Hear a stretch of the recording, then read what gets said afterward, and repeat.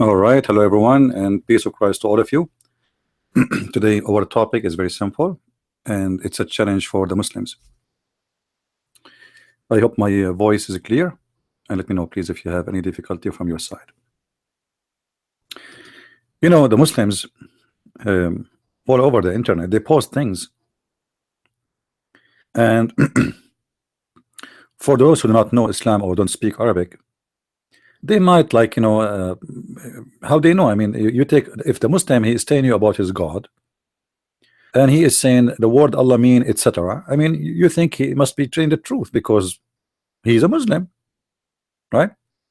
It does not make sense that there is a person who is following a religion, but yet you do not know what the meaning of his God. So today we want to cover this issue. Do really Muslims even knows what the meaning of their God name? When they post for us in their websites articles to explain to us their God, are they serious in those articles, or they are just fooling us? My Skype will be open. If there is any Muslim here dare to call, please feel free. In front of us there's an article here in a website. It's called Why Islam. First of all, let me tell you why Islam. Islam is the most stupid religion, and this is why I speak about it. It's a religion, to give you a summary about it. It's a religion to prove, believe that if you believe in a God, his name is Allah, Allah will give you a long penis if you are a man, and the women, he will provide you with a lot of women who he will make their skin very smooth, and it take him 1,000 years to make it smooth. So Islam is a sexual religion, because the promise of the God present what kind of God he is.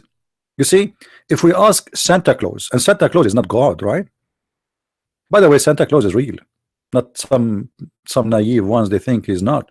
He is a real person. Now Santa Claus, who like to see children happy, do you think Santa Claus will bring to children's porn, sex toys, penises? If we witness such a thing happened, it must be a porn movie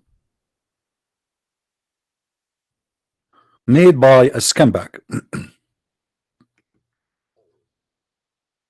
Now, can we compare between the God of Islam and the porn? Absolutely. Islam is nothing but porn. What is my reward if I converted to Islam? I challenge any Muslim to tell me that my reward had nothing to do with sex. There's two things Islam concentrate, actually three things. Let us say, let's make it more clear. Your penis, if you are a man, your belly, which means food and drink, and gold and silver. So what kind of God this God is? You see, I understand you want people to worship a God, his name is Allah, and you try to convince us that this God is amazing God, and you made thousands of videos about miracles in the Quran, and when we check them out, we found none of them is miracle, but the fact they are funny and stupid stories, and they are fictions, and prove that Islam is a false religion. I understand, but why everything in your religion is from the belly and down? Because it's concentrate either in the penis or the vagina or the food or the drink or the pocket, nothing in the brain.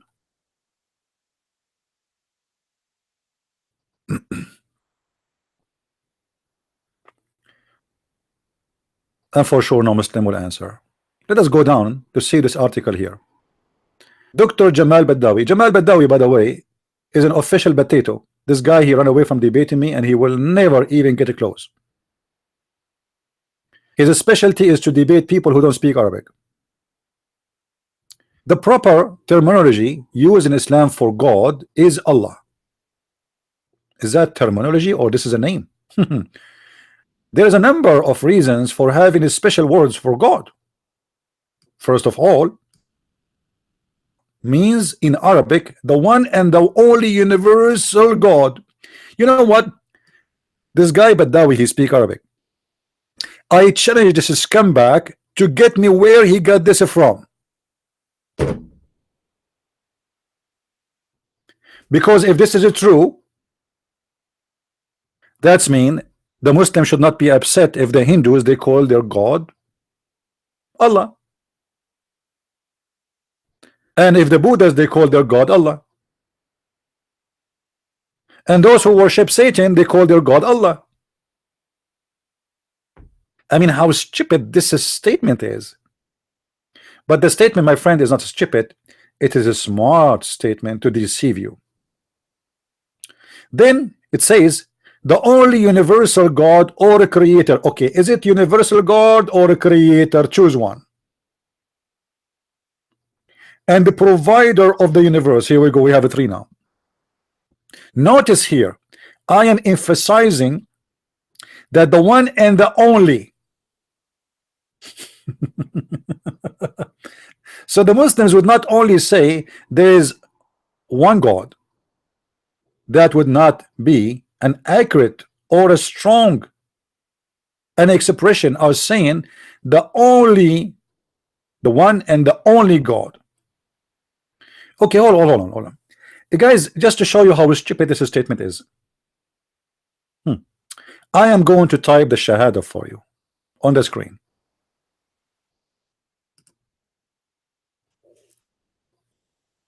Just to show you how easy it is to get the Muslims Abdul busted.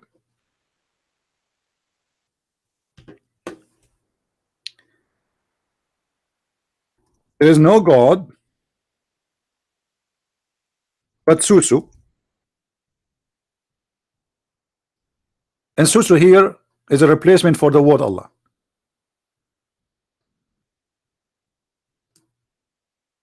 Alright? So there is no God but Susu. Okay. If the word Allah or Susu mean one God, so what do you mean? Why you want to say there's no God but the one God? You know what I'm saying? He just said that the word Allah mean the one, the only and the only God, the one and the only God. So why you are saying there is no God but Allah? Just say Allah, and you made the statement. Guys, are we understanding the idea? Who in here don't understand what I'm saying? If the word Susu or Allah, you know, by the way, Susu, like in a term we use in the Middle East for somebody is a homo. So if the word Susu or Allah present, as he said, that there is only one God, and he is the provider of the universe, and he is the creator of the universe, what is the point of the whole Shahada then? Just say Allah, and you said it all. Are we clear?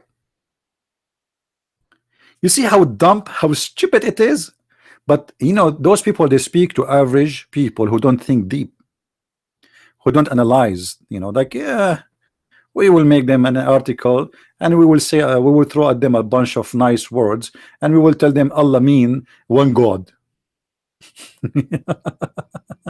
Hey, by the way, I'm so impressed that your God is one. I thought he is many parts, because as I know, you're a prophet, he said that Allah he have a shin. So is the shin of Allah is part of Allah or it is independent? Is the hand of Allah is part of Allah or it is independent? Is the face of Allah is part of Allah or it is independent? So the one and the only true God, he is a physical being. How come the Muslim did not say to us that he is a physical being? Why in the whole article this guy did not give us the correct definition of his God? Because you see what the point of saying to me Allah mean? And by the way, I challenge him to give me a reference where he got the reference from. Allah is not an Arabic word, have nothing to do with Arabic. This is why the Arab do not know what this word mean. Or what they knew, it is the name of their God. That's it. It's a lie when they say it's mean the only God.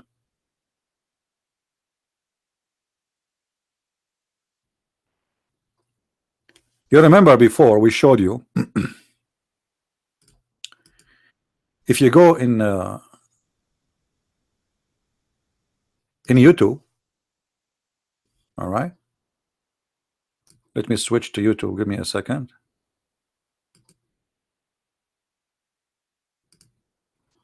If we go to YouTube and we search for Allah hands, Allah eyes, Allah feet, Allah, you know, whatever you want. Okay. Allah hands.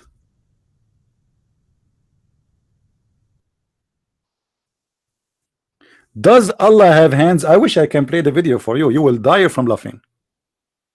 You will see this Muslim cleric. He is saying, will Allah he have hands? What I can say. This is what he's saying. I'm quoting him exactly. Because he's looking at the faces of the Abdu around him, and they are like, what? Allah, our God, have hands? You know?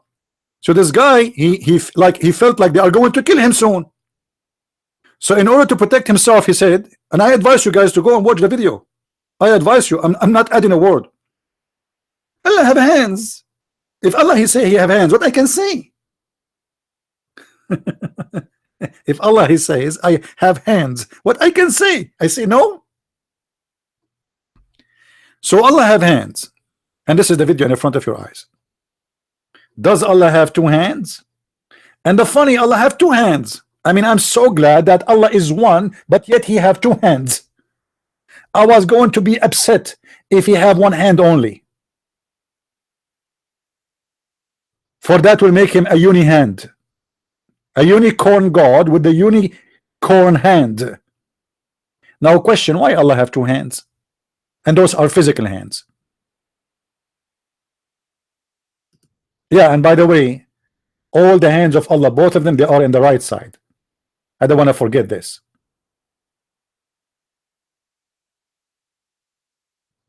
So you see, they try to concentrate in stupid things, have nothing to do even with the topic. Who cares if the Muslims believe their God is one? You see, the idea of God is one does not make any difference. Just to make it simple, if there was many gods, can we change that? I mean, let us say there is 7-11 gods. There is, huh? So still they are gods. So the number will not change anything. And you believing in your God is the only God or not will not change anything. What will change is the nature of your God, which is very funny. The Muslims, they reject Jesus for he's a man, but their God is a physical being. He have no spirit.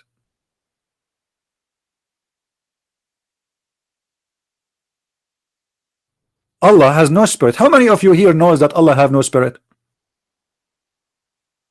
I'm sure the new ones, they never heard of this before. Actually, not long time ago, we have an idiot from Morocco who speak Arabic, huh? Who claimed that he knew his religion. He go to the mosque every Friday. He bowed down his ass to Allah 5 times a day, and he fought and to please Allah, and he don't eat garlic as Allah told him, for garlic is bad. Yet after 50 years of his age, he do not know that his God is not a spirit.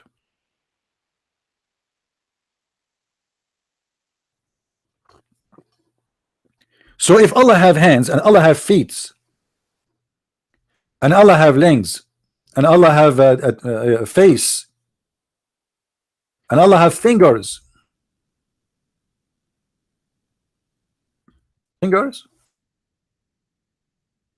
Sheikh Faiz 3S14, this is the name of the video, please watch it. Allah has fingers. I mean, I am so glad that your God Allah has fingers. I will be so upset if Allah have hands and there is no fingers there. He will not even look funny. I mean, he will not look good. So the God of Islam, he have hands and he have fingers. Okay, how many fingers he have? 5 in each hand. Hold on. I thought Allah is not a man. Allah have 5 fingers in every hand. And please don't remind me of fingers. You know, the first time I came to the state, I was driving so slow in the highway, and I saw that the American, they are so friendly to me, and everybody putting his hand out of his window. I thought they are saying hi. I was saying hi too, and later I found out that they were giving a finger, for I was driving so slow. So if Allah now in the highway and he have 5 fingers, he will give me one, for I'm driving slow. So your God is one, but he have 5 fingers. Your God is one, but he have 2 hands. Your God is one, but he have 2 eyes. Your God is one, but he don't have a penis. Are you sure? Muslims, are you sure that Allah don't have, because I mean he have 2 hands, 2 foot? How many penises he have? The Muslims, they will say to you, Allah does not have a penis. Okay, let's take it this way. So the Muslims, they believe that they have a God, have fingers, have eyes, have a foot, have hands, have shoulders, but he don't have a penis. Oof, that's deep. The penis is missing.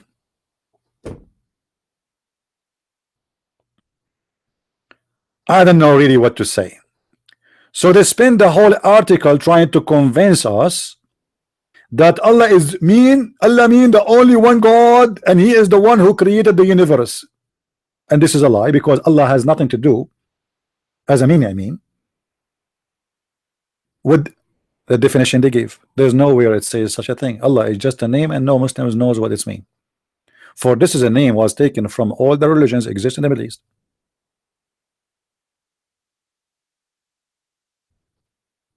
This is why if you go to the Quran and we read chapter number 1, and from the beginning of the Quran, you know, I do not need to search really to find you, you know, from the beginning.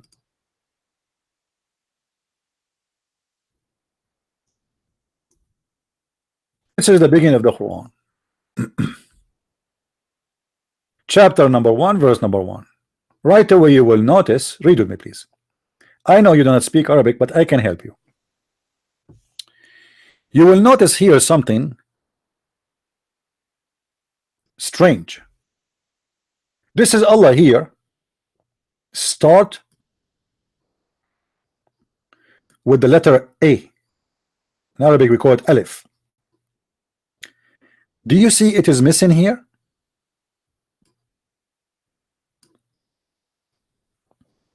Guys, do you see it? Do you see it is missing, right?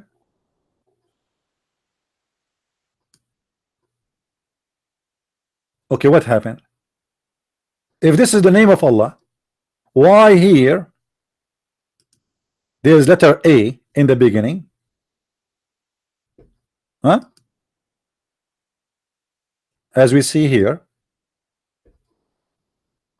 but here it does not exist. What happened? Is it the same God? You see, a name you cannot change, you cannot take letters from your names. Imagine we take the letter G from Jesus.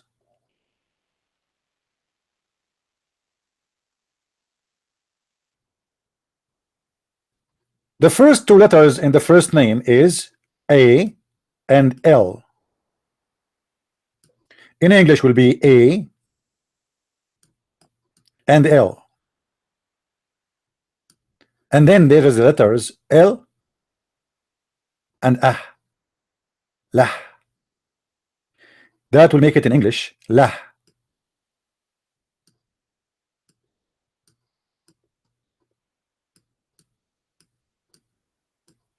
You can go right now to Google and search for the god Lah, and that is the moon god. This is why the Muslims do not know the meaning of this name, for this is not an Arabic name.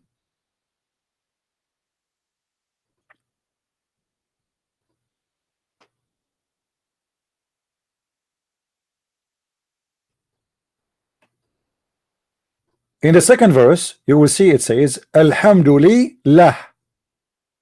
Alhamdulillah. Lah. Li in Arabic mean two. Li mean two. This is letter L. You put it in the front of something, attach it to something, that will make it two. So Alhamdu, alhamd mean thanks. Li mean to. Lah, lah is the name of the God.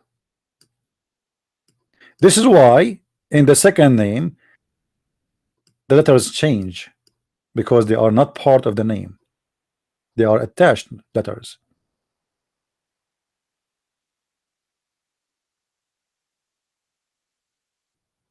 All right. And this is the truth. The name of the God of Islam is not Allah, as many naive ones they think. It is Lah. Lah have another name. Lah, he has another name. If we go to chapter 36,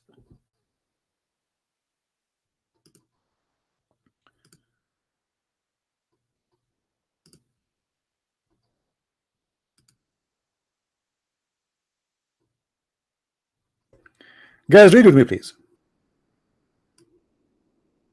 Read with me and laugh.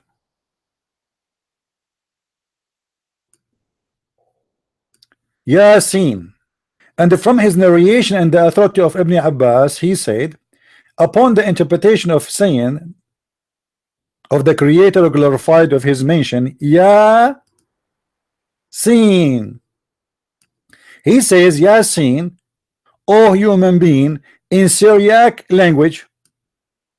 Do you see it? Guys, do you see it? Does it say Syriac language? Does it say that? Am I the one who's making that up? No. So yes, it is Syriac language. This is why they do not know what it means, and this is why this idiot he think it's a human being. But they admit that those are words coming from other language. This is why they are confused. Now let us change. We will change the interpretation, and look how the meaning change. Subhanallah. Subhanallah, the moon god. Subhanallah. Yasin, Allah knows best. What he mean by these letters? Oh boy. Allah knows best. Do you see it? They don't know. They don't know what Yasin mean. Yeah, in the old Middle Eastern languages like the Akkadian and the Aramaic, yeah is a word mean God. Word mean God. So yeah, sin is the God sin. But because the dumb Bedouin of Muhammad did not know Aramaic, they do not know the other languages of the other civilization around them, they thought everyone he give you his own interpretation. But as you see, they admitted that this is an Aramaic word, and they admitted in the same time that Allah knows best what he mean by those letters. So yeah is a word mean God. Sin is the moon god.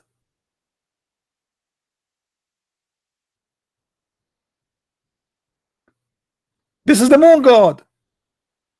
Now why Allah he say Yasin, ya moon god? Why Allah he say that?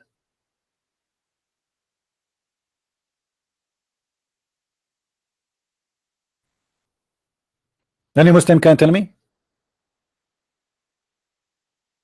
Well, what the point? They don't know even what this means. They don't know even. You give any Muslim interpretation, he will say, I have no idea what this means. Allah knows best, as you see.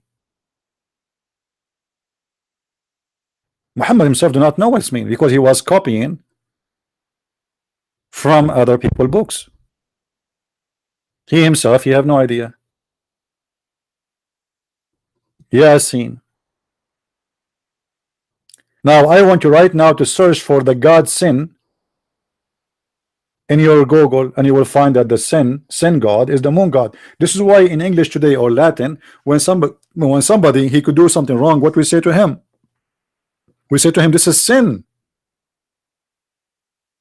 This is what? This is sin. What does that mean? This is pagan.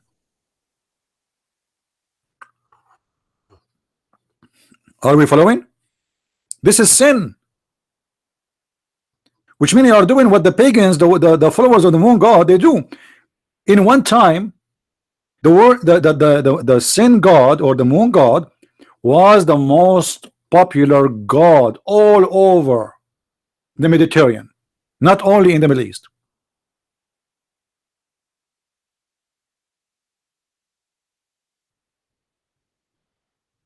So when people they abandon the moon god, and if somebody do something wrong, they say to him, you are being pagan now, you are committing sin. So why Allah he adopted the sin god and he make him a god in his Quran?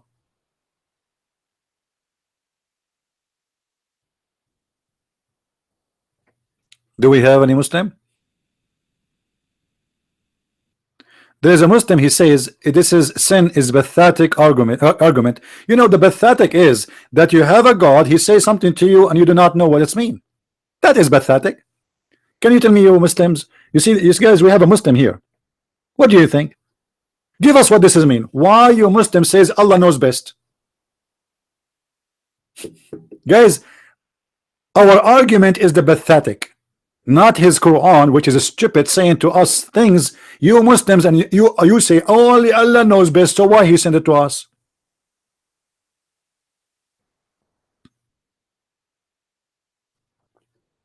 Any Abdul? Who want to explain to us? Christian Prince, he is being pathetic according to the Abdul. Okay, what Yasin mean? I want to know. You are a Muslim, Muhammadan. I am a Christian. I want to learn. I want to convert to Islam.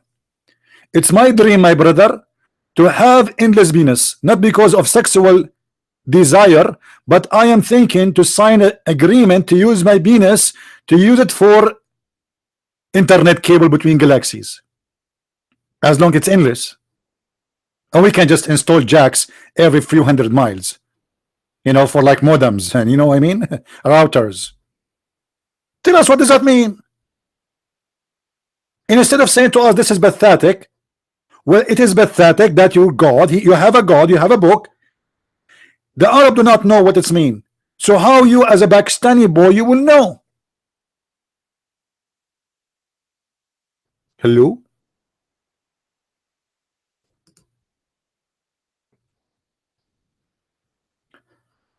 Who is a Muslim would like to call me?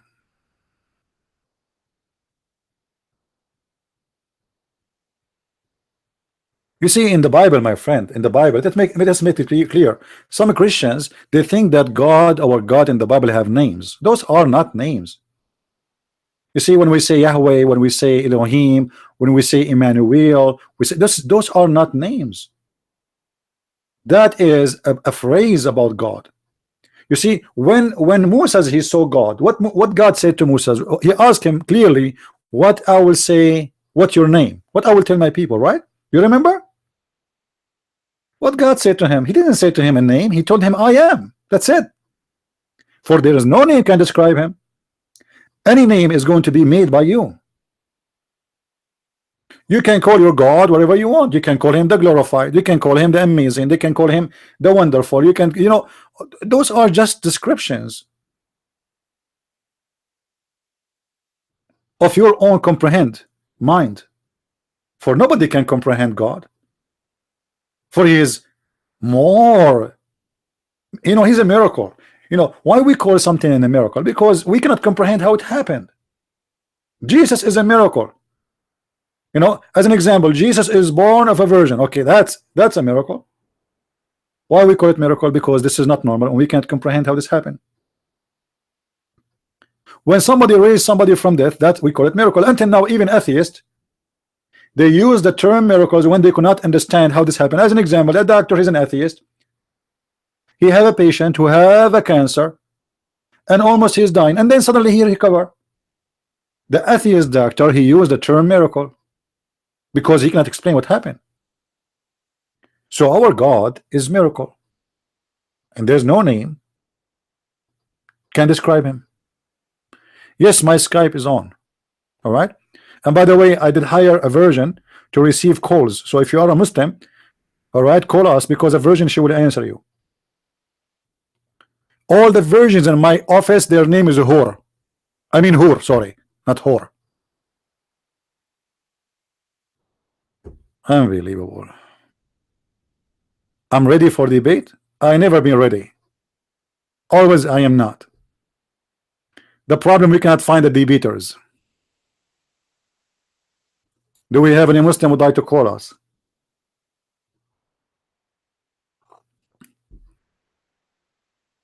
Any Muslim who is a Muhammadan, he wished to call us and make a statement. Call me, Greencast. Call me and I will answer you about Yahweh. You don't like to call us? You don't like to call us? I just told you those are a statement, a phrase. It is not a name. Now, if you want to play dump, this is your business. Because a kid, he can't type in Google what Yahweh mean, and he will get all the meaning he wish to have. But obviously, you are here just to play games. Do we have any Abdul?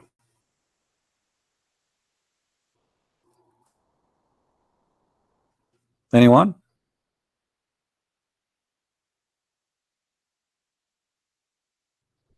Hello?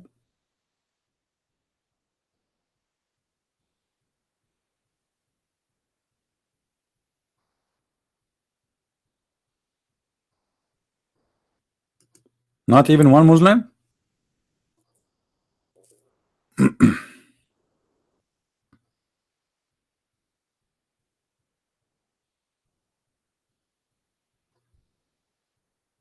Hmm?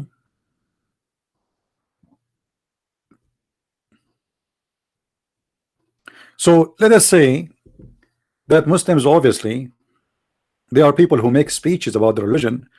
What if you ask them any specific question about their cult? They have no idea.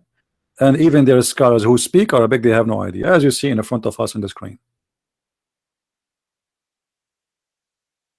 If you go back to this chapter here, right away you will notice that there is something wrong. Let us go to translation to make it more clear for you to see what's wrong.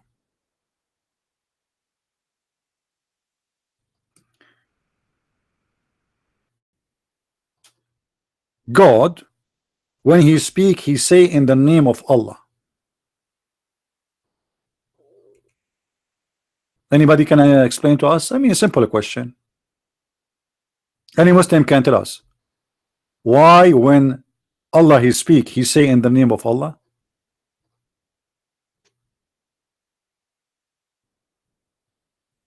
Don't tell me Abdul is here. Let me hear call me. I don't care. I'm not here to talk to people in text. You want to debate me? Call me. You see, we are here. We are offering life a challenge, not a figure of a speech to say things. Here we go. We are live. I mean, how easier? You do not even need to call me and pay money. It's a Skype. So you have no excuse. Why anyone can explain to me how somebody is talking, he say in the name of Allah. I am Allah is talking. Why I say in the name of Allah? Imagine I am a Christian prince and I'm saying to you in the name of a Christian prince, the most gracious, the most merciful. What? Isn't it obvious that there is something wrong here? Muhammad, he claimed that the one is talking is God, but he forgot to switch to make it fit that God is talking. Obviously, it is a person speaking in the name of God, not God. If Trump is speaking, imagine Trump, he go in the White House and he say in the name of Mr. Trump, the most redhead, the most whatever. I mean, isn't it silly? Tell you about the attribute of God, no problem. You mean your God, right? Your God is a liar. Your God, Allah, He forget. Your God, Allah, He have 5 fingers. Your God, Allah, He have nails and He clean boogers with them. Do you want to challenge me? You don't have God, do you? If we look at the names of your God, you will see that they are the most stupid ever attribute of God. As an example, your God is a believer. I love it. Your God, Allah, is a believer? He believe in what? Any Abdul can tell me Allah believe in what?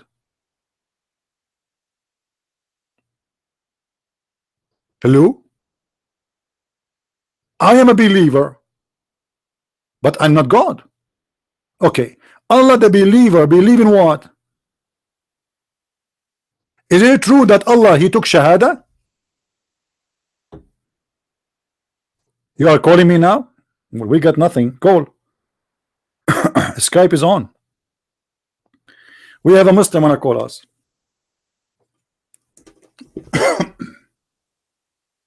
Let me turn the light on. Why is taking you so long, my friend?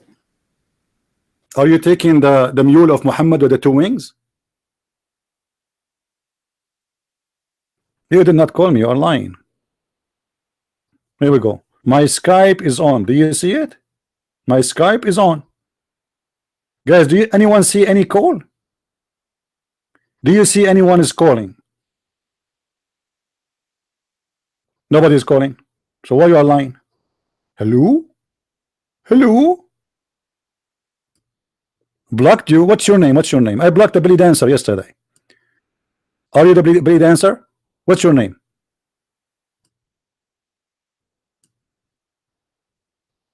Give me your name. I will call you.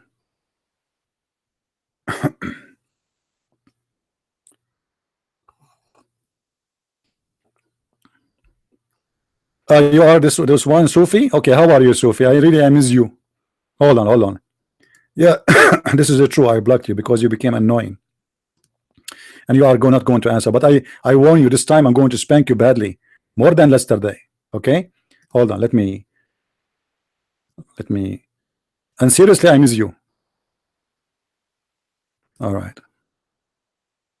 Where is the belly dancer picture?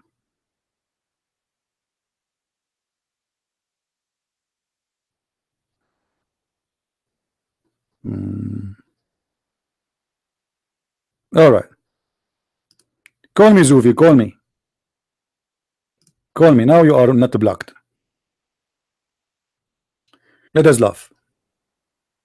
I'm waiting.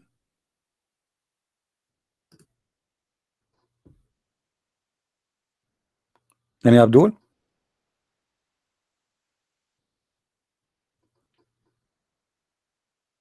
Who is Abdul when I call us? Why Allah He say in the name of Allah if He is the one is talking?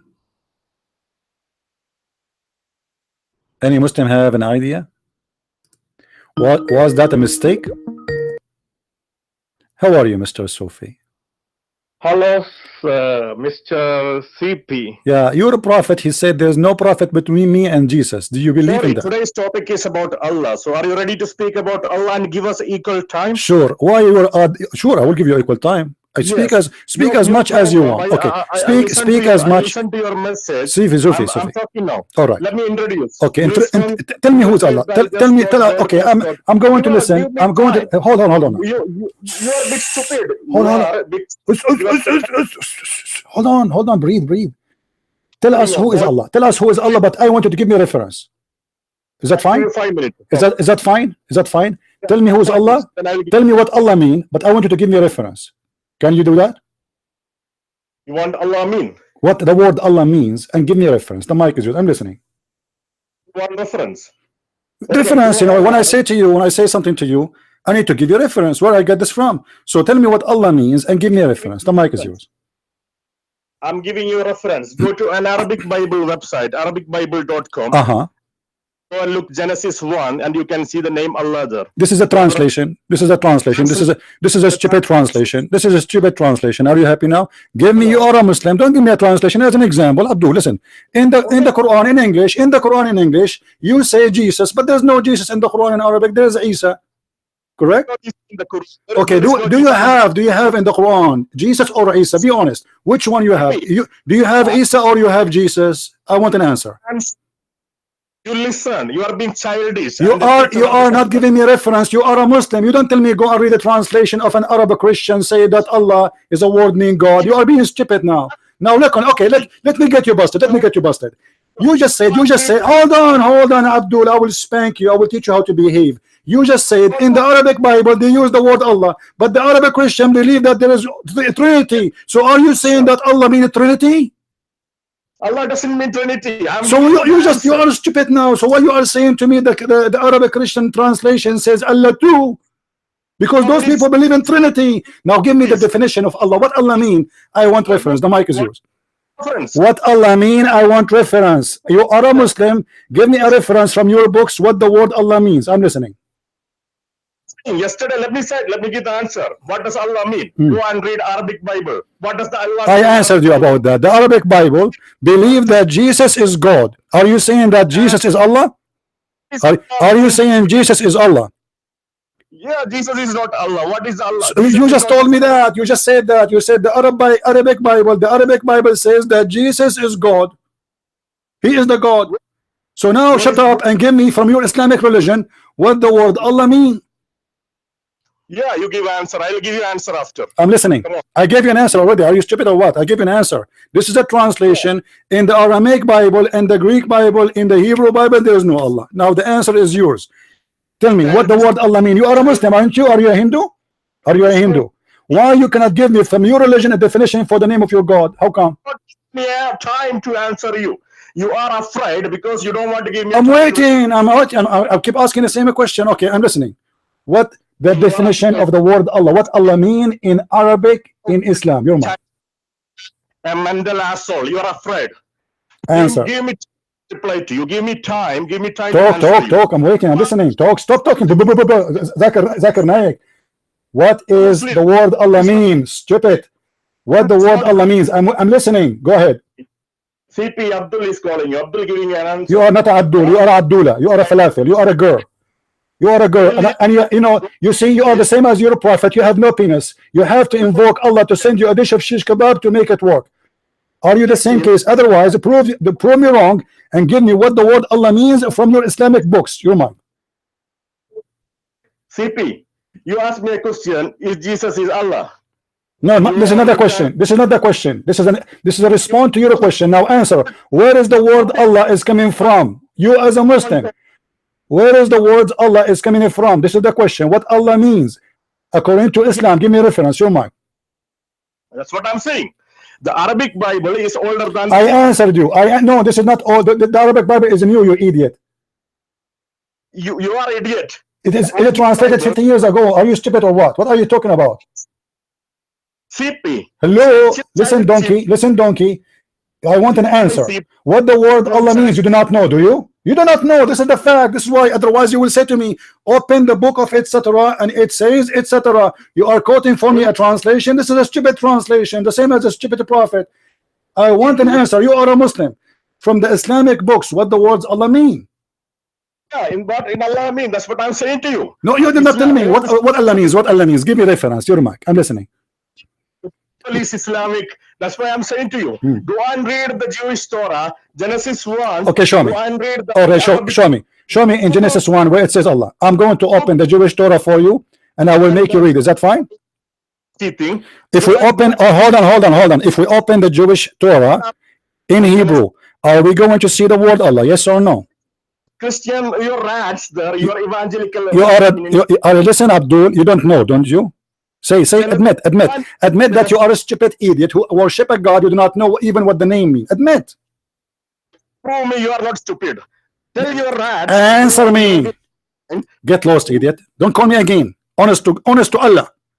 If you call me again, I will chop the penis of your God Allah, and I will make it 2 pieces. I will give it to my cat. What a stupid idiot. He don't want to answer. He don't know. They do not know. Call me back. Call me back. I'm just kidding with you. Don't worry about your penis. Call. We want to have fun, man.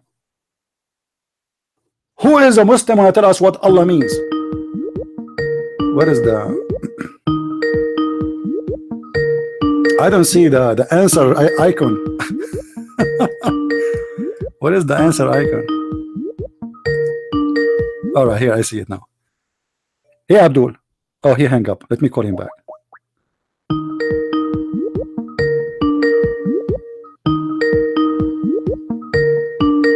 Answer. He's not answering. Okay, he's not answering. Call me, Abdul. Who is a Muslim can tell me? Look at this idiot there. He said Allah mean God. If Allah mean God, so why you say there's no God but Allah? Are you stupid or what? Why you didn't say there's no God but God? If Allah mean God, then you should not say there's no God but Allah. Hello, Abdul. How are you? Yes, I'm fine. I'm asking you. A simple question. Is Allah a name? You're not letting me to talk. Is Allah a name? Is Allah a name? Child, you are Is Allah a name, or it is not a name? Is it a name? I'm giving you the answer. Okay. I'm giving you the answer. No. Listen carefully. What is the answer? I'm listening. But I want you to answer us Muslims and Christians. Go to Arabic Bible, Genesis chapter 1 in Arabic, and tell me whether Allah is a name. This is a translation, my friend. Is that a translation, or this is original Bible? Let me ask another question. What is the name? No, of God? before you change the question, I just answer you. I want my answer now. I gave you the answer. So now I want you to tell me why you cannot tell me from your religion what the word Allah mean. Is Allah is a name, or it is a word means something?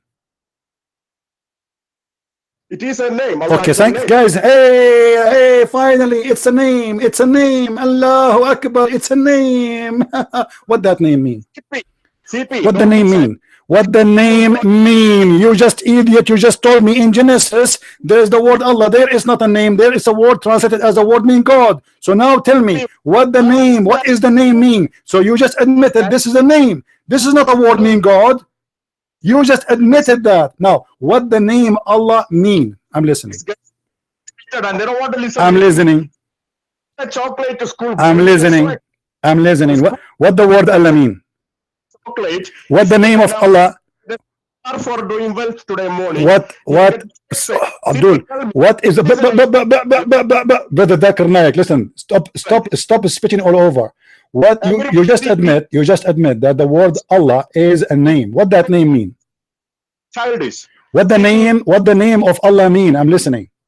I'm asking you a question, CP. What is the name of God in your New Testament? We do not have a name. He said I am. He said I am. All the others are just in the description of God. There's no names. I answer you now. Answer me. What Allah mean? You admitted that this is the name of your God, and He is calling Himself by Allah. Right now, what Allah means? I want to know. Are you telling me that you do not know what Allah means? So you are saying your God doesn't have a name. But in Matthew 28:20, Jesus says to baptize in the name of the Father, of the Son, of the Holy Spirit. What is the name of the Father, CP? Tell me the name of the Father. The Father is the one who is God, exists by Himself. He is the only one who created the universe, and there is no name can contain Him, and there is no name can describe Him, and there is no name can frame Him. You are just being a dump. I just told you. Moses asked God, "What are you? Who are you? What I will tell my people?" He said, "I am." Now I answered you. So we don't follow a name. We don't have a name for God. Our God is our creator. Now answer me. Your God Allah has a name. What Allah means? What Allah mean? What Allah means? You are a coward and you will not answer because you do not know. Admit. Baptizing them in the name of admit. Yes, in the name of the Father is me, in the authority of the Father, the authority of the Son, the authority of the Holy Spirit. So the Father, the Son, and the Holy Spirit is one God. That is not really a name. That is the authority. So who is giving me the authority to do baptism? It is the Father, the Son, the Holy Spirit. Now I answered you. I want an answer. Are you saying, admit, donkey, admit, you are a donkey like your prophet, admit that you do not know that what your God name mean, admit you stole the name from the Aramaic people, you are a thief. You are a thief and you do not know what the word means. Admit. Just say it, say it, say it. It's okay. It's okay. I will forgive you. What Allah means. What Allah means. What Allah means. I want an answer, coward. Are you going to answer or not? You said your God doesn't have a name. But the Old New Testament, Matthew 28:20 says, your God has a name. So what is the name? Guys, do you see? I just answer you. You see, in the Abdul, let me tell you. Abdul, come to daddy. Let me tell you. In the Bible, there's all kind of names, but none of them is a name. As an example, the word Adam. Adam is not a name. Adam is not a name. Yahweh is not a name. Elohim is not a name. Those are description for God. I answer you. Now answer me, coward. What Allah means, you do not know. To debate the you do not know. Just admit that you are a donkey like the rest of the Abdul, and you do not know what Allah means, right? You do not know. Coward, I don't have too much patience to just scream forever. Are you going to answer or not? Are you going to answer or not? You are abused. Are you going to answer or not? The first command. You will not answer, right? Breaking the first command.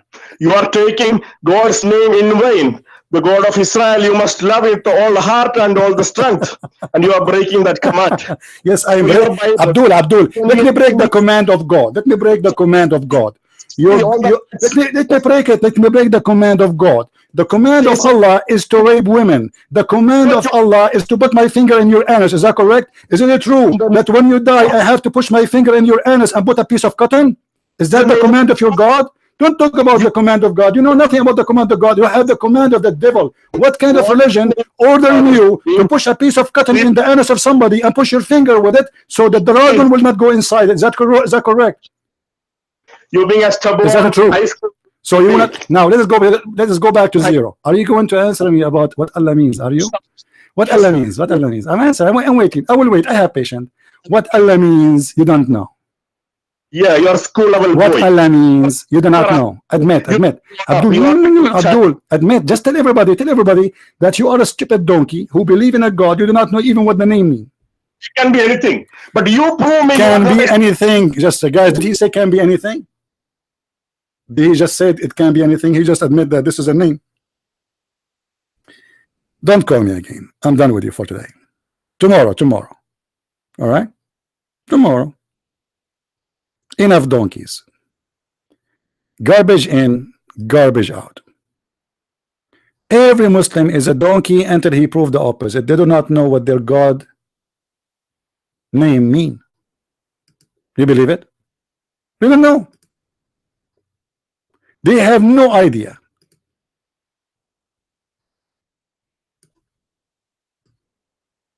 Why a Muslim, he worship his God, he cannot tell us what his God name mean.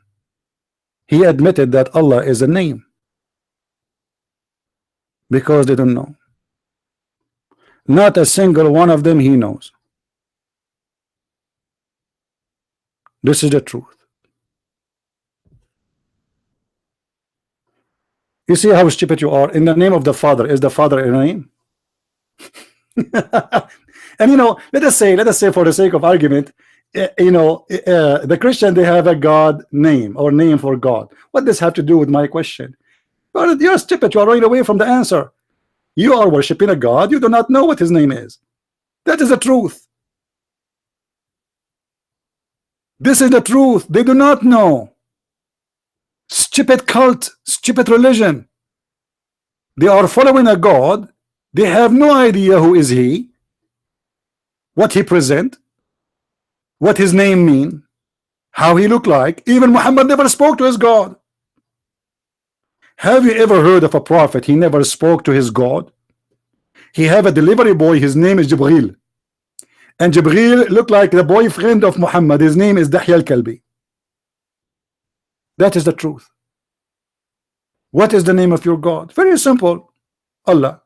What it's mean? He don't know. Give me a reference. He don't know. A stupid Muslim, he wanna teach us about the name of our God, but he cannot tell us the name of his God, what it does mean. Isn't it weird?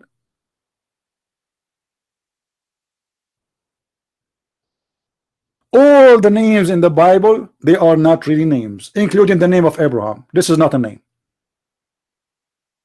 Abraham is a word that have a meaning. It's a religious meaning. Same as Moses. Same as Israel. Same as Jacob.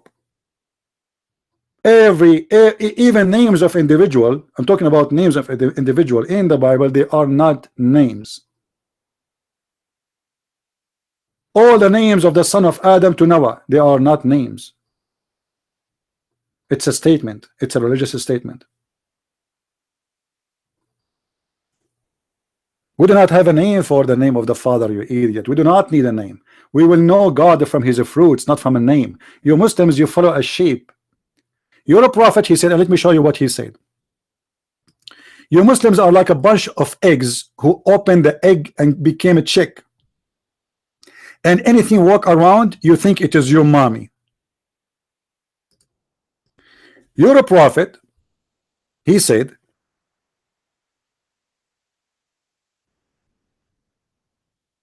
that Allah will come to you in a shape other than the one which you know. So how you will know your God? You will know him from the shape. When Allah he changes his shape, you Muslims will reject him.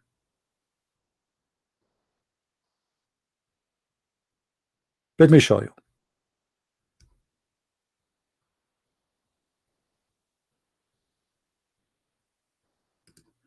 Read with me, guys. This is the stupid religion of Islam. They are following a shape, they don't follow God. This is Muhammad. They ask him. Some people said, "Oh Allah Messenger, shall we see our Lord in the day of resurrection?" He said, "Do you crowd and squeeze each other on looking at the sun when it is not hiding by the cloud?" They replied, "No." Allah Messenger said, "Do you crowd and squeeze each other looking at the moon when it's full in the not hiding by cloud?" They said, "No." Allah Messenger continue and saying, "Well, so you will see him." Okay, now he continued telling us how we will see him. Let us see. Look at this. He said,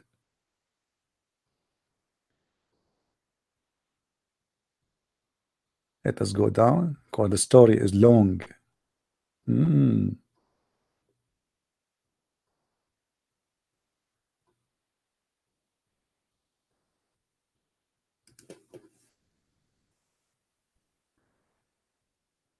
Oh man. All right. And then Allah will come to them in a shape other than the known. If that's deep. Allah will come to the Muslims, Abdul, in a shape. So Allah is doing what? Allah is a physical being who have a physical shape. But guess what? That was a Halloween day. Allah will come in different shape from the one they knew. Look at that. Allah will come to them in a shape other than they know and will say, "I am your Lord." They will say, "We seek refuge with Allah from you." What does that mean exactly? It's mean the Muslims will kick the ass of Allah. Allah will come to them. He changed his shape. The second he come to the Muslims will kick his ass. And they will say to him, "You are Satan and we seek refuge from Allah against you."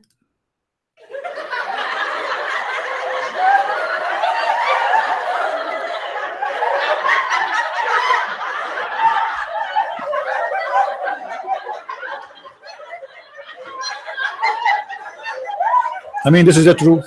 It's in the front of your eyes.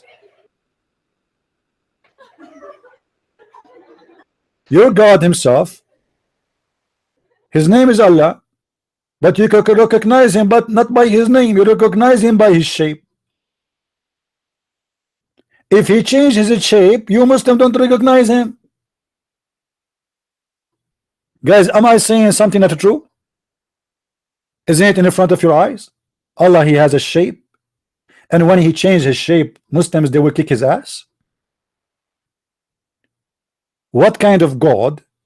The God is the one, when he changed his shape, is not fit to be God no more. Why the Muslims refuse Allah when he changed his shape? He come in the image of a goat. Huh? What happened exactly? What was the problem with the shape? To the point the Muslims, they thought he is shaitan. Does that mean maybe he is bald? Maybe he is too short? Maybe he looked like Ahmadinejad? Maybe he is so handsome like Christian Prince? What happened? Why the shape of Allah was rejected?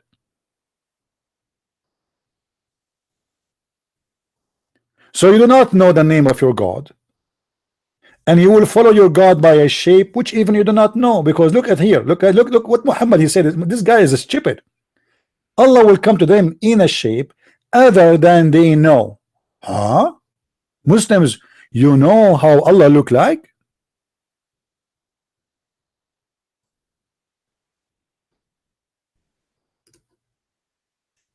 Any Muslim can tell us how stupid your prophet is. How he say that? Other than the shape which you know? What is the shape of Allah which you know? Who is the Muslim want to tell me the shape of Allah? Ah, no, this guy is a kid. He is just screaming. I asked him what Allah means. He opened to me. He says to me, open the Arabic Bible translation.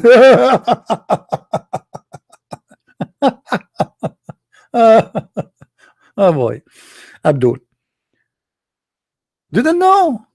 They have no idea. All what they know, they have a God. His name is Allah. What Allah mean, they don't know. And we showed you that Allah is not even the true name. It is Lah.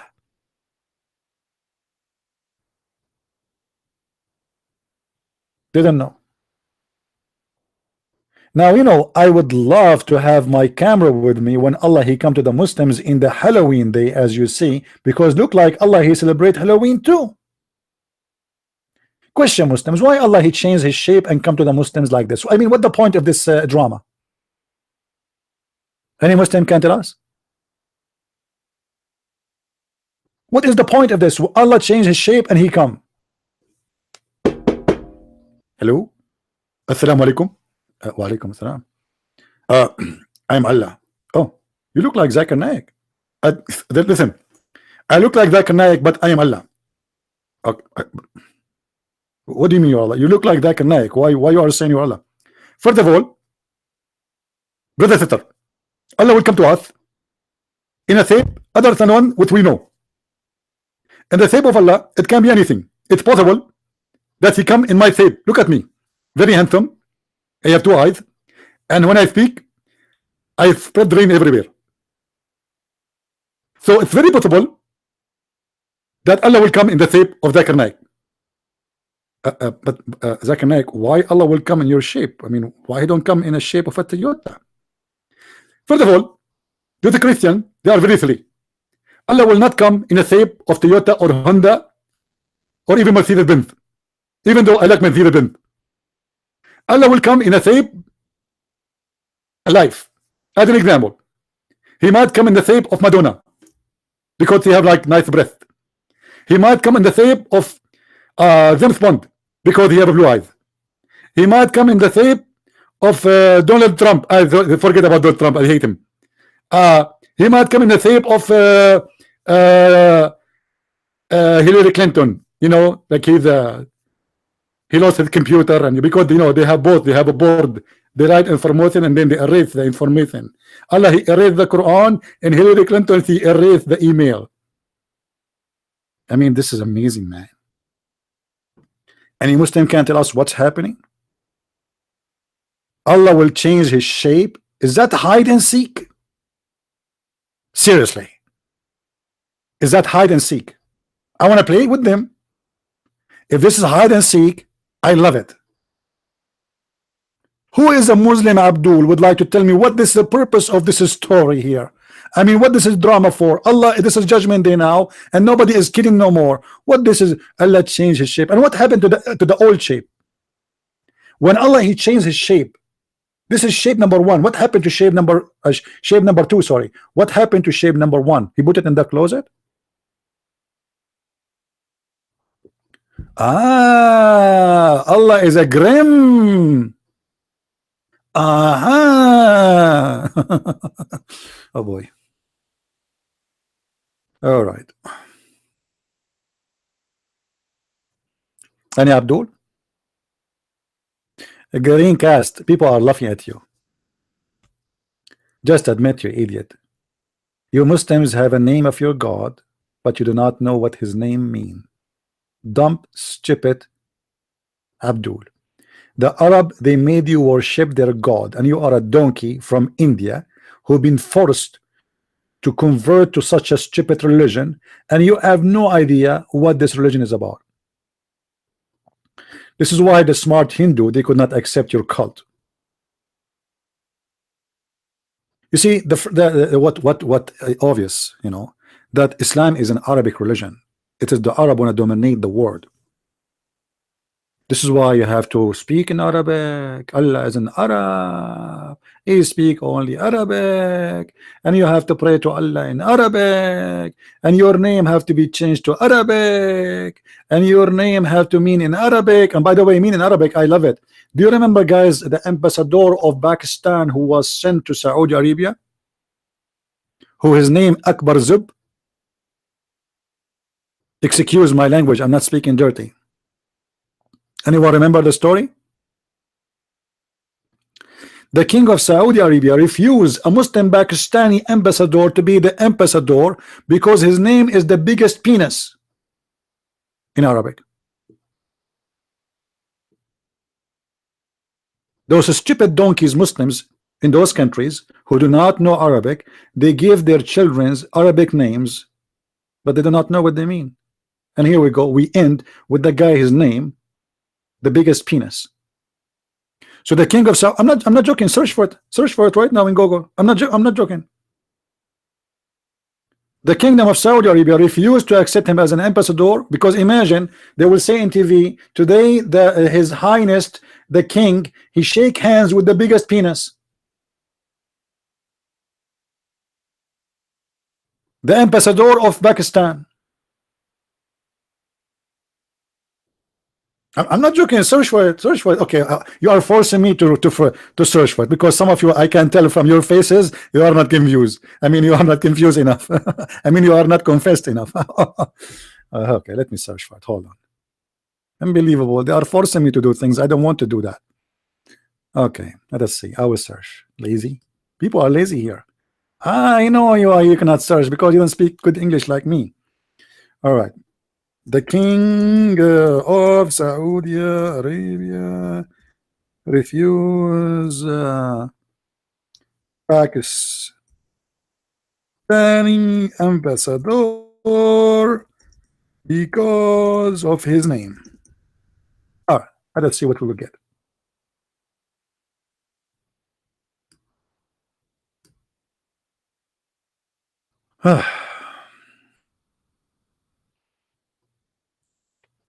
Until now I found nothing. I need to change maybe the title. This is long. King of Saudi Arabia.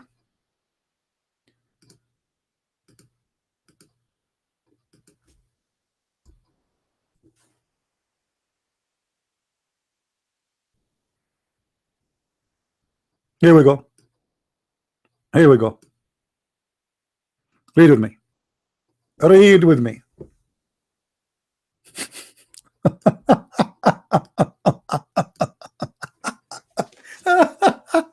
Unbelievable.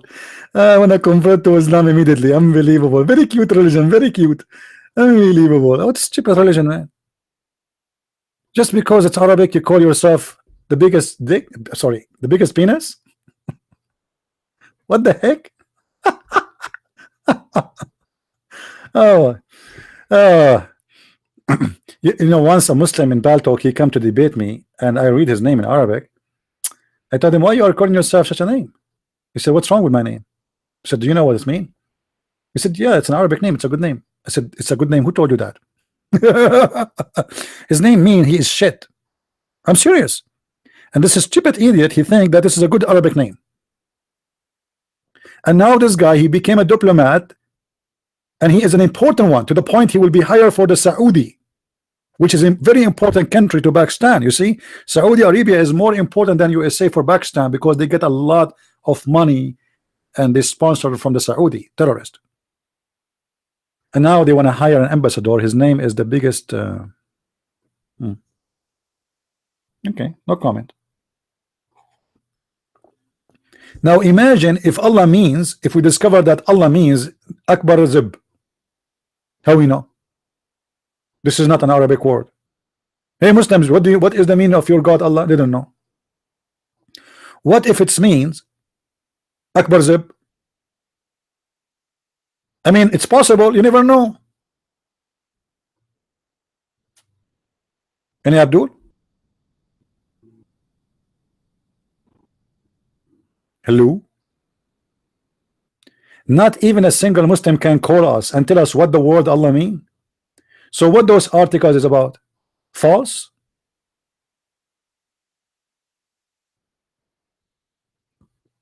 I apologize for the dirty language, but as long I'm talking about Muhammad, I mean, I have to give up washing my mouth every 2 seconds. Sorry. Guys, clean the text, please. Don't say bad words. Come on, that's it. It's over. It's over. Let us change the topic. Change the topic. Let us talk about halal pork.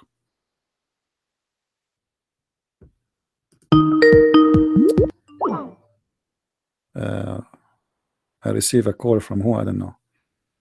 That did not come through. Maybe this is the same guy, the Pakistani boy. By the way, I noticed somehow that those Muslims, they like spanking. The more you spank them, the more they like you. They became addicted. I'm serious. I noticed that. You know, it's like gambling. You know, you go to the casino first time, you lose. Then you want to play more. You go there, they spank you again. They take your money. You go more because now you try to win. Do you remember the guy? His name Da'wa. What his name? The guy, he's a corner speaker in New York or New Jersey. He came to Ghibetni. This guy destroyed me, man. I mean, after he left, I was start putting a glue over myself. Do we have any Abdul here? So to make it simple, not even a single Muslim or Muhammadan knows what Allah means. As simple as that. That is the truth. Those Abduls, they have no idea. They are blind, being led by a blind.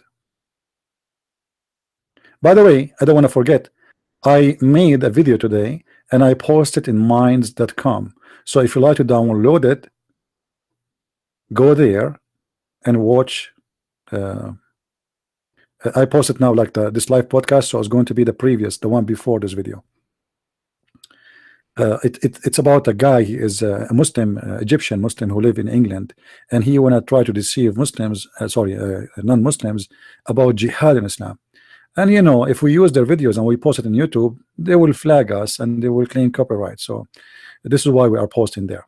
So go to minds.com if you don't mind, and you can download the video from there. Simply the way you can do it, click at the video, let it play, and then after it's playing, click with the right side of the mouse, and then you will see it says save video as. It's very simple and very easy. All right, thank you very much for your cooperation, and may Allah give you extra versions or olive oil. Hey, Muslims, is it true that Allah is the same as a tree? Is that true that Allah is the same as a tree?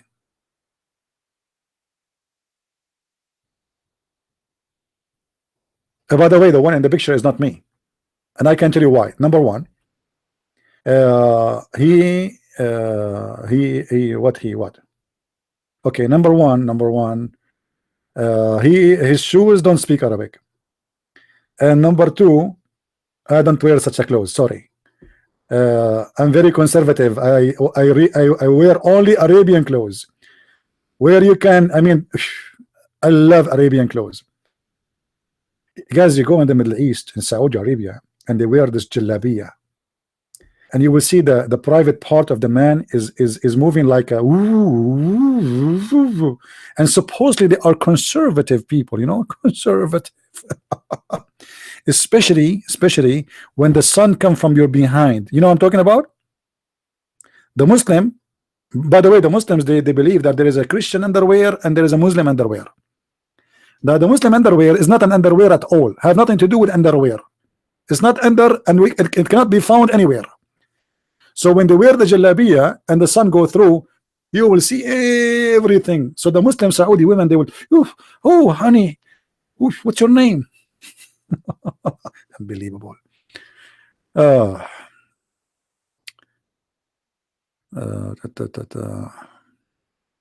we have any Muslim here? Who is a brave Muslim would like to call me?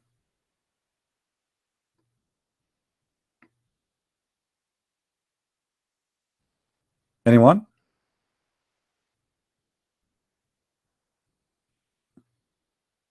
Anyone? Any two?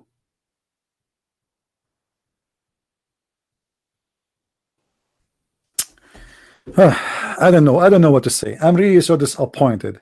When we get somebody to debate us, or let us say he want to call us, this guy, he talked to himself.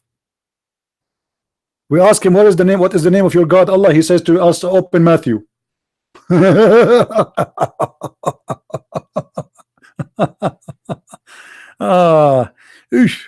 That's super smart.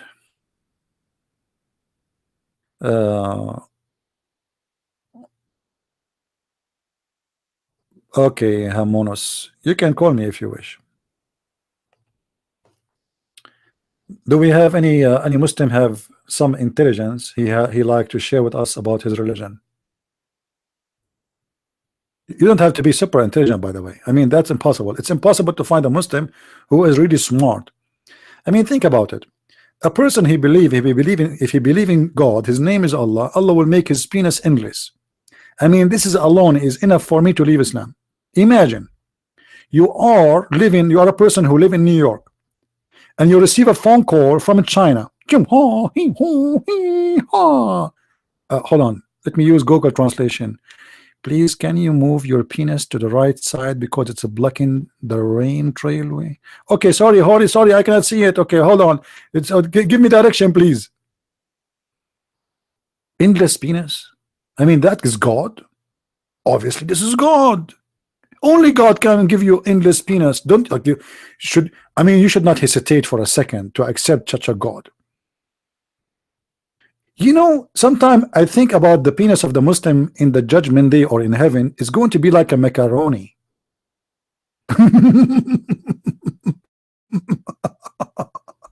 Macaroni. Endless and thin. I mean, aren't you worried, really, Muslims, about having such a penis? Okay, what if your penis he land in the Grand Canyon? Seriously, Grand Canyon, huh? Let me find a picture of the Grand Canyon. Hold on. In the Grand Canyon, there is spiders, there is snakes, you know.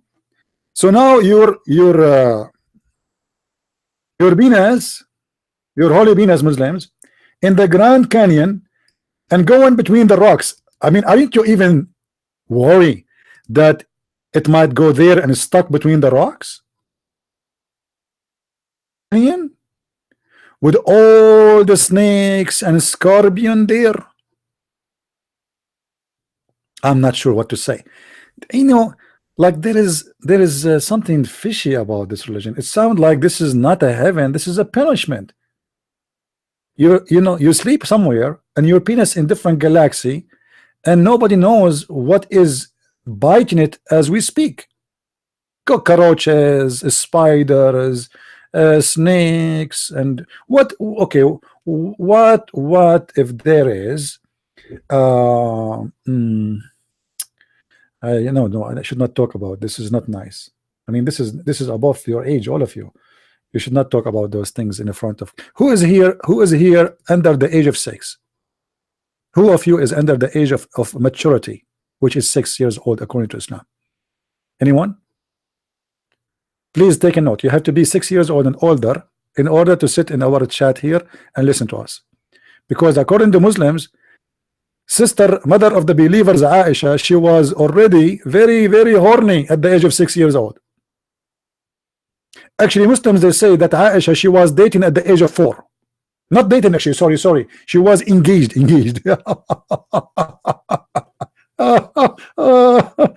At the age of 4, man, this Aisha was so horny. I mean, with you, at the age of 4, she is ready to go.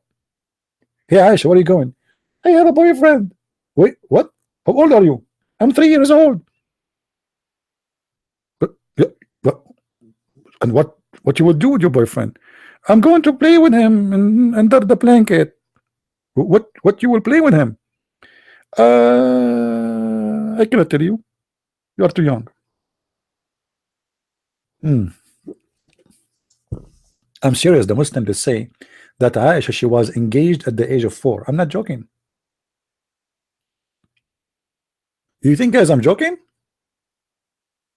Search in Google right now. Search. You will find it. I mean, those Muslim women, they got so horny very early. I think Aisha, she was doing bad stuff when she was 1 year old. Only Allah knows what she was doing in her bed when she was alone. Aisha, this is Aisha. This is not any woman. I mean, this is Aisha. She is born as a woman.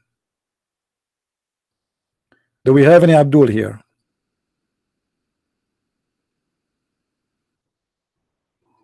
Do we have any Abdul?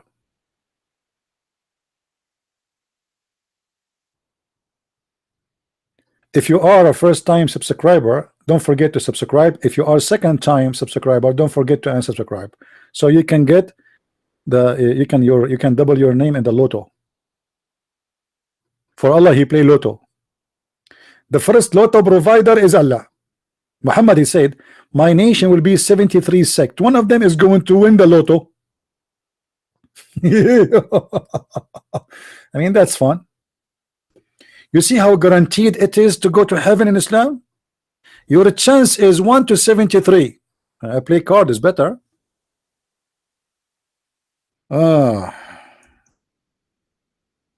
73 sect.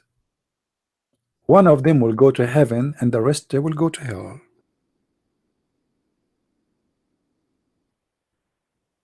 You believe it? Let us find the hadith. I mean, this hadith alone is enough to prove that Muhammad is a liar. I want a Muslim to name for me the 72 Jewish sect. Let us start with this. The Jews split into 71 sect. That's it, guys. Look, I mean, look at the logic of Allah. The Jews 72, the Christians the Jews are 71, the Christians are 72, the Muslims are 73, because Muslims are more dumb, supposedly, and that is very clear logic. Hey, Muslims, why you will split to 73 cult? Even this hadith proved to us that Muslims are stupid, because the more you split, it means you are the more deceived. According to your prophet, not me, you are the most deceived nation. Can you see it? Who is a Muslim want to answer?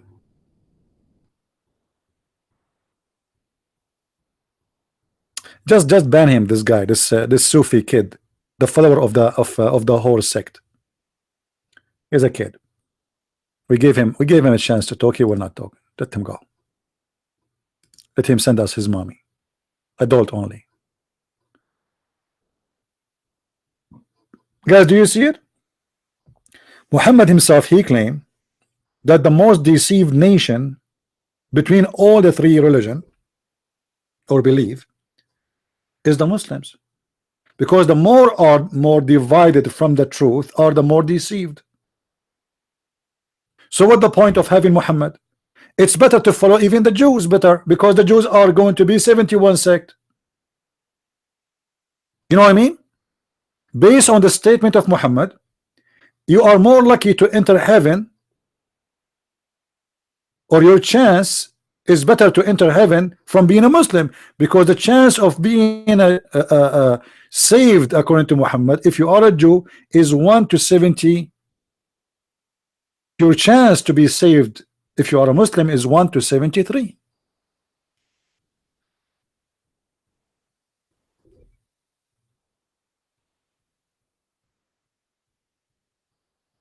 This is how stupid the Muslims are.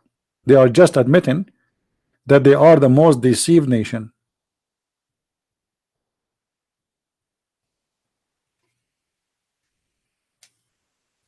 Guys, Tamara, she is not rich, and we said many times, only rich people are welcome here if they are females. All right, any female, she is not rich.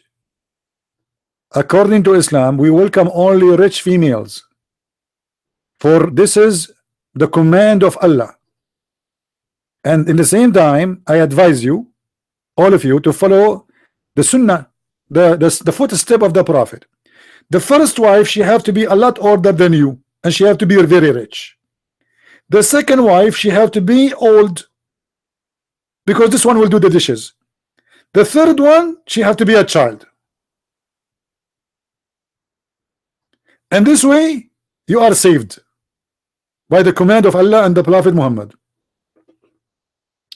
For the first one, she will save you with the money. You do not need more saving. I mean, she is rich. She buried already 3-5 husbands. Unbelievable.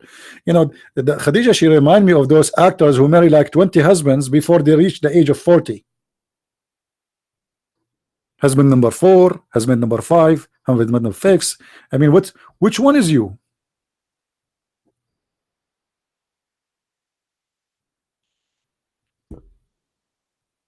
Who is a Muslim here?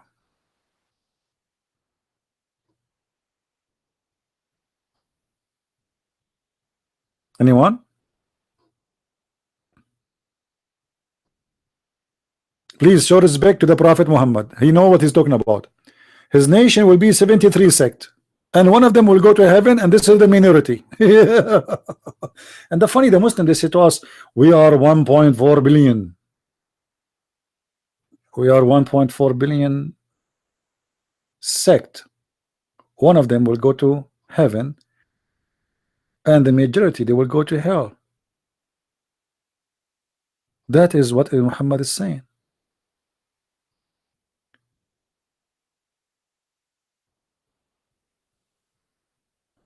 Any Muslim don't agree.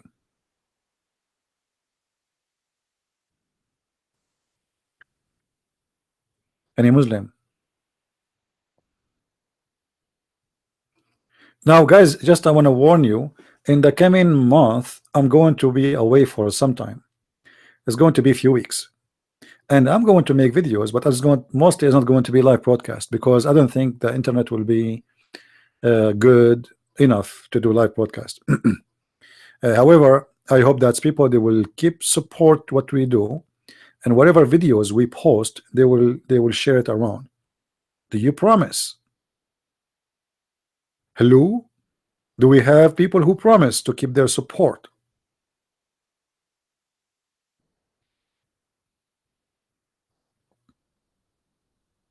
Until now, not even one promise. I mean, this is a promising. This is very promising, man. That's a lot. All right, all right. We will see. We will see. Yeah, I will be away for a few weeks, and actually, I'm going to go to a bad place. I'm serious. You see, my book is almost done, and I need a picture for my cover. So I'm thinking where I can get a picture for the cover. Where? It have to be in somewhere where there's a striptease, something like that, you know, something fit for the cover of my book. But for sure, we will choose like a picture which is not too much revealing, you know. Are you rich? Depend. However, yes, I am very rich. As an example, uh, you know, we Middle Eastern, we are very rich with hair. If you vacuum the carpet every day, you will find like 5 kilograms of hair on the floor. So imagine if this is our hair. What about the rest? Unbelievable. Yeah, we are very rich. Yeah, all right. Do we have any Abdul?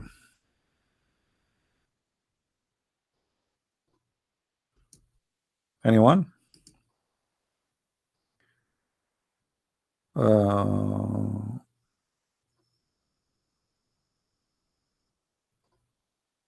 Well, one of you is asking me a question saying,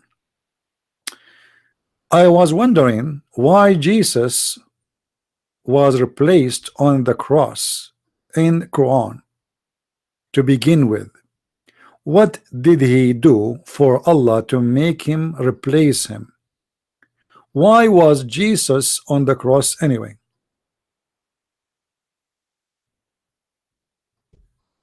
Any Muslim want to answer that? I will give your question to the Muslims. Let us see if Muslims can answer it. Any Muslim can answer this. Let me take a snapshot without the name for the text and put it in the screen.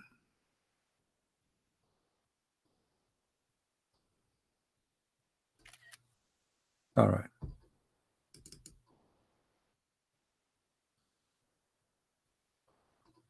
Okay. This is the text as we see it here. Let us zoom in. Here we go. I don't know if you will get this, but I was wondering why Jesus was replaced on the cross to begin with. What did he do for Allah to make him, which means Allah, replace him? Why was Jesus on the cross anyway? Any Muslim is willing to answer this question.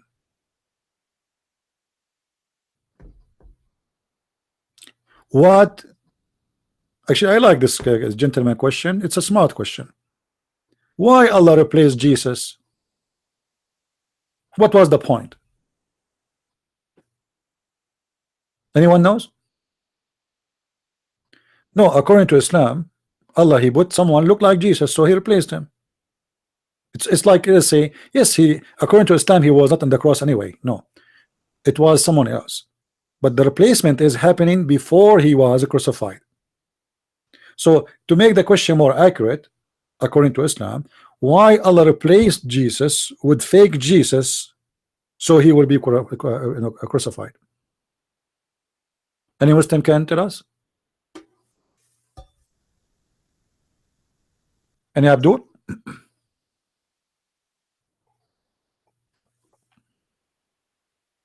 You know, the funny thing about the Muslims,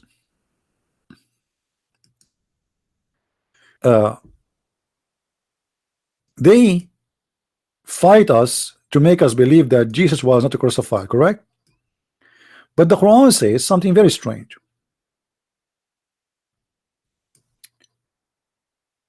Let me show you.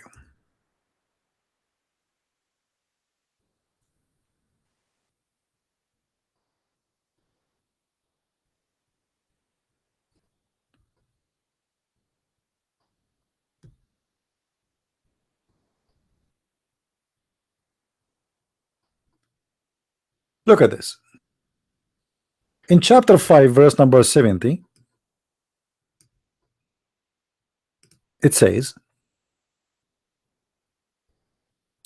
that we took the covenant of the children of Israel and sent to them messengers.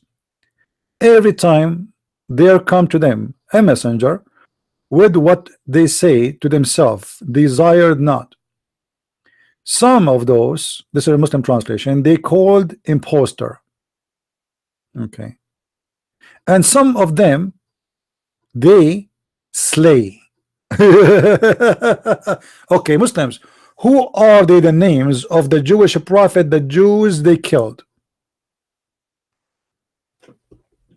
just to show you how stupid this religion is.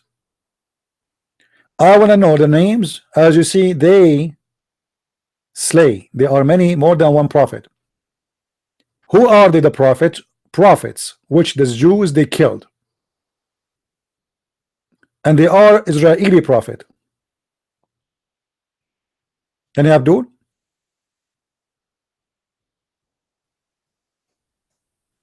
If Jesus was saved, okay, so this one is saved. According to Muslim, Jesus was just a prophet. Okay, now who is the second prophet? As you see, they in Arabic, you know, it's the same like in Arabic. In Arabic, we have we speak about a group if it's three and more. Three and more. So it's possible three. It might be 10. Now, no problem. Name for me the three prophets the Jews they killed according to Islam. Any Muslim is willing to do so. As usual, they don't know.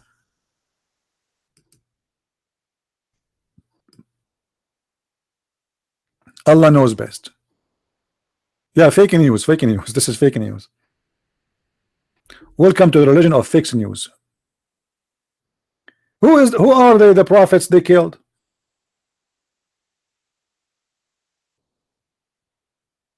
Any Muhammadan can tell us? This guy Muhammad, each time he talk, he do poo-poo. Poo-poo. I mean, can't you keep your mouth shut? The more you talk, the more you make disasters.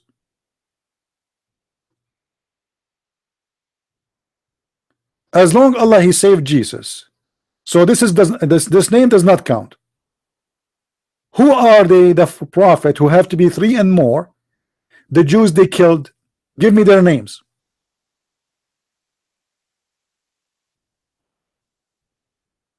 Any Muslim caller?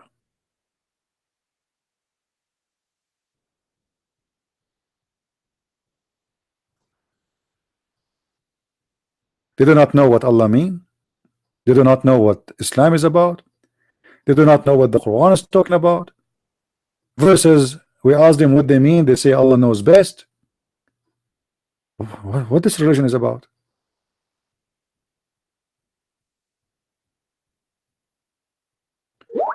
You have to be officially a donkey to believe in this. My friend, don't send me a message in Skype, because Skype only for calling. If you want to send me, like, you know, we did it once. If you have a question, post it in the chat so everybody can see it. All right. No, I understand your question, my friend. I understand, but we talk about Islam. Yeah, because according to Islam, my friend, Jesus was not in the cross anyway. But as you see, the Quran claim that they are killing them just because they are prophets. As you see, the chapter in front of us, you do not need to claim to be God, according to this verse, to be executed. You are just a prophet, and yet they want to kill you. But here the problem is different.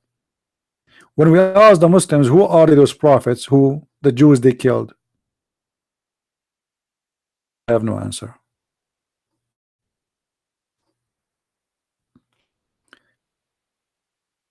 All right.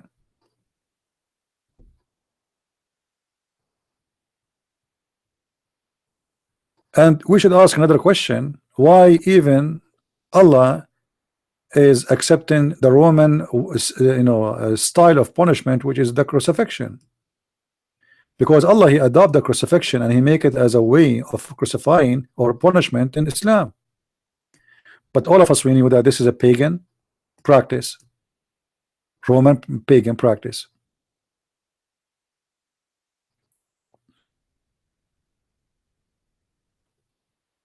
And Abdul,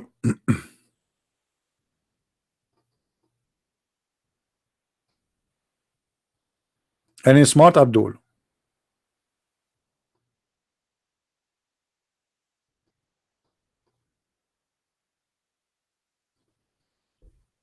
I don't want to make the Muslims upset and say any genius Abdul, because that will make them really offended.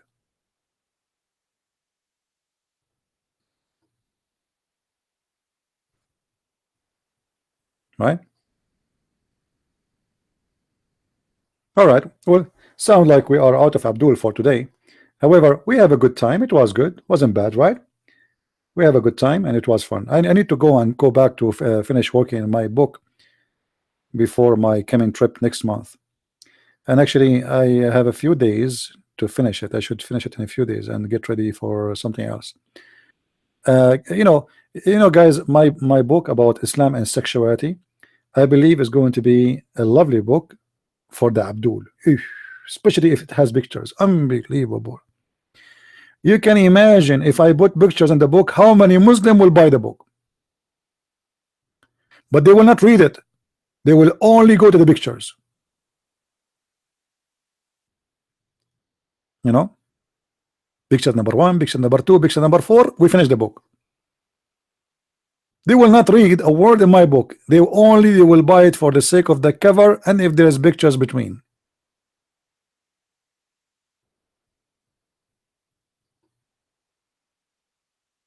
That is reality. Otherwise, if those people read, they will not really be Muslims. Did you talk with Javed yet? Who is Javed? I don't know who's this guy. Who is Javed?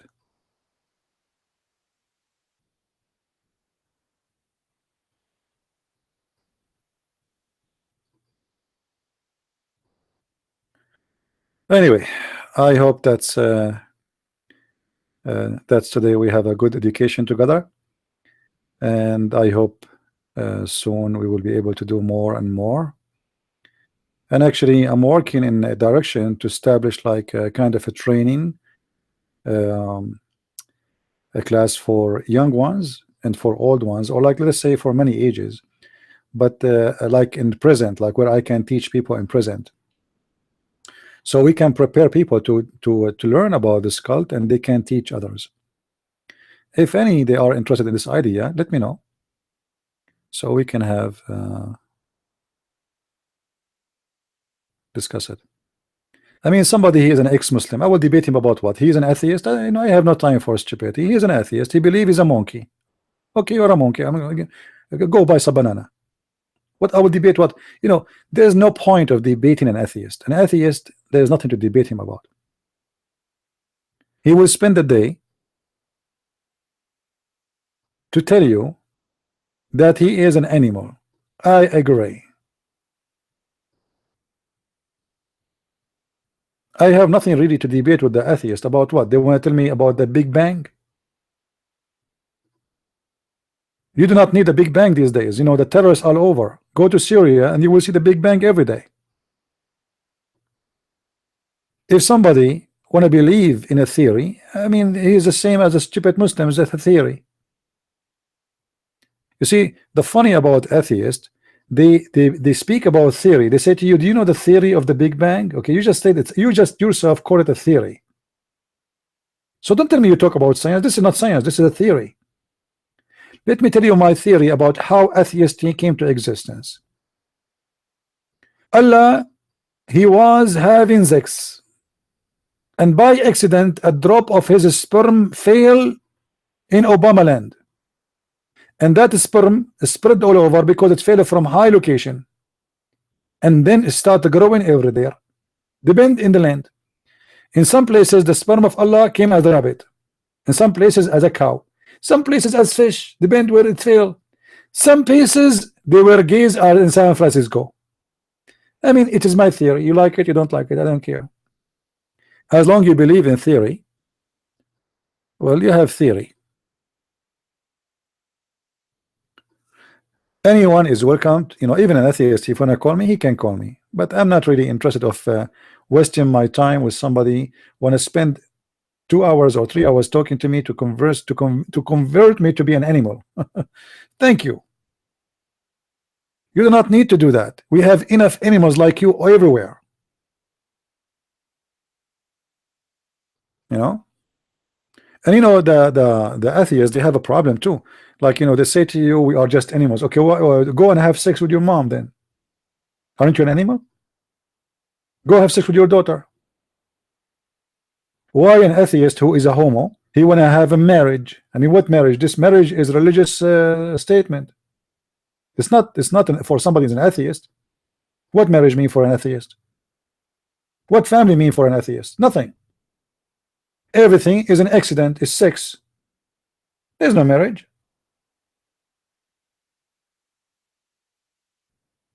Live like the goat. You know the goat? She have babies. The babies, they grow. They have sex with the mother.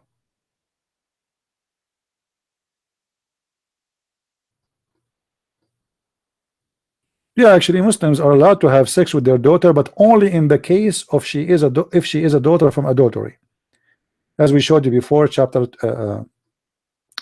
25, verse number 52. وَجَعَلْنَاهُ نَسَبًا وَصَهْرًا. So this is allowed in Islam, but only in that case if your daughter, she is a daughter out of marriage, a daughter of what it's called adultery.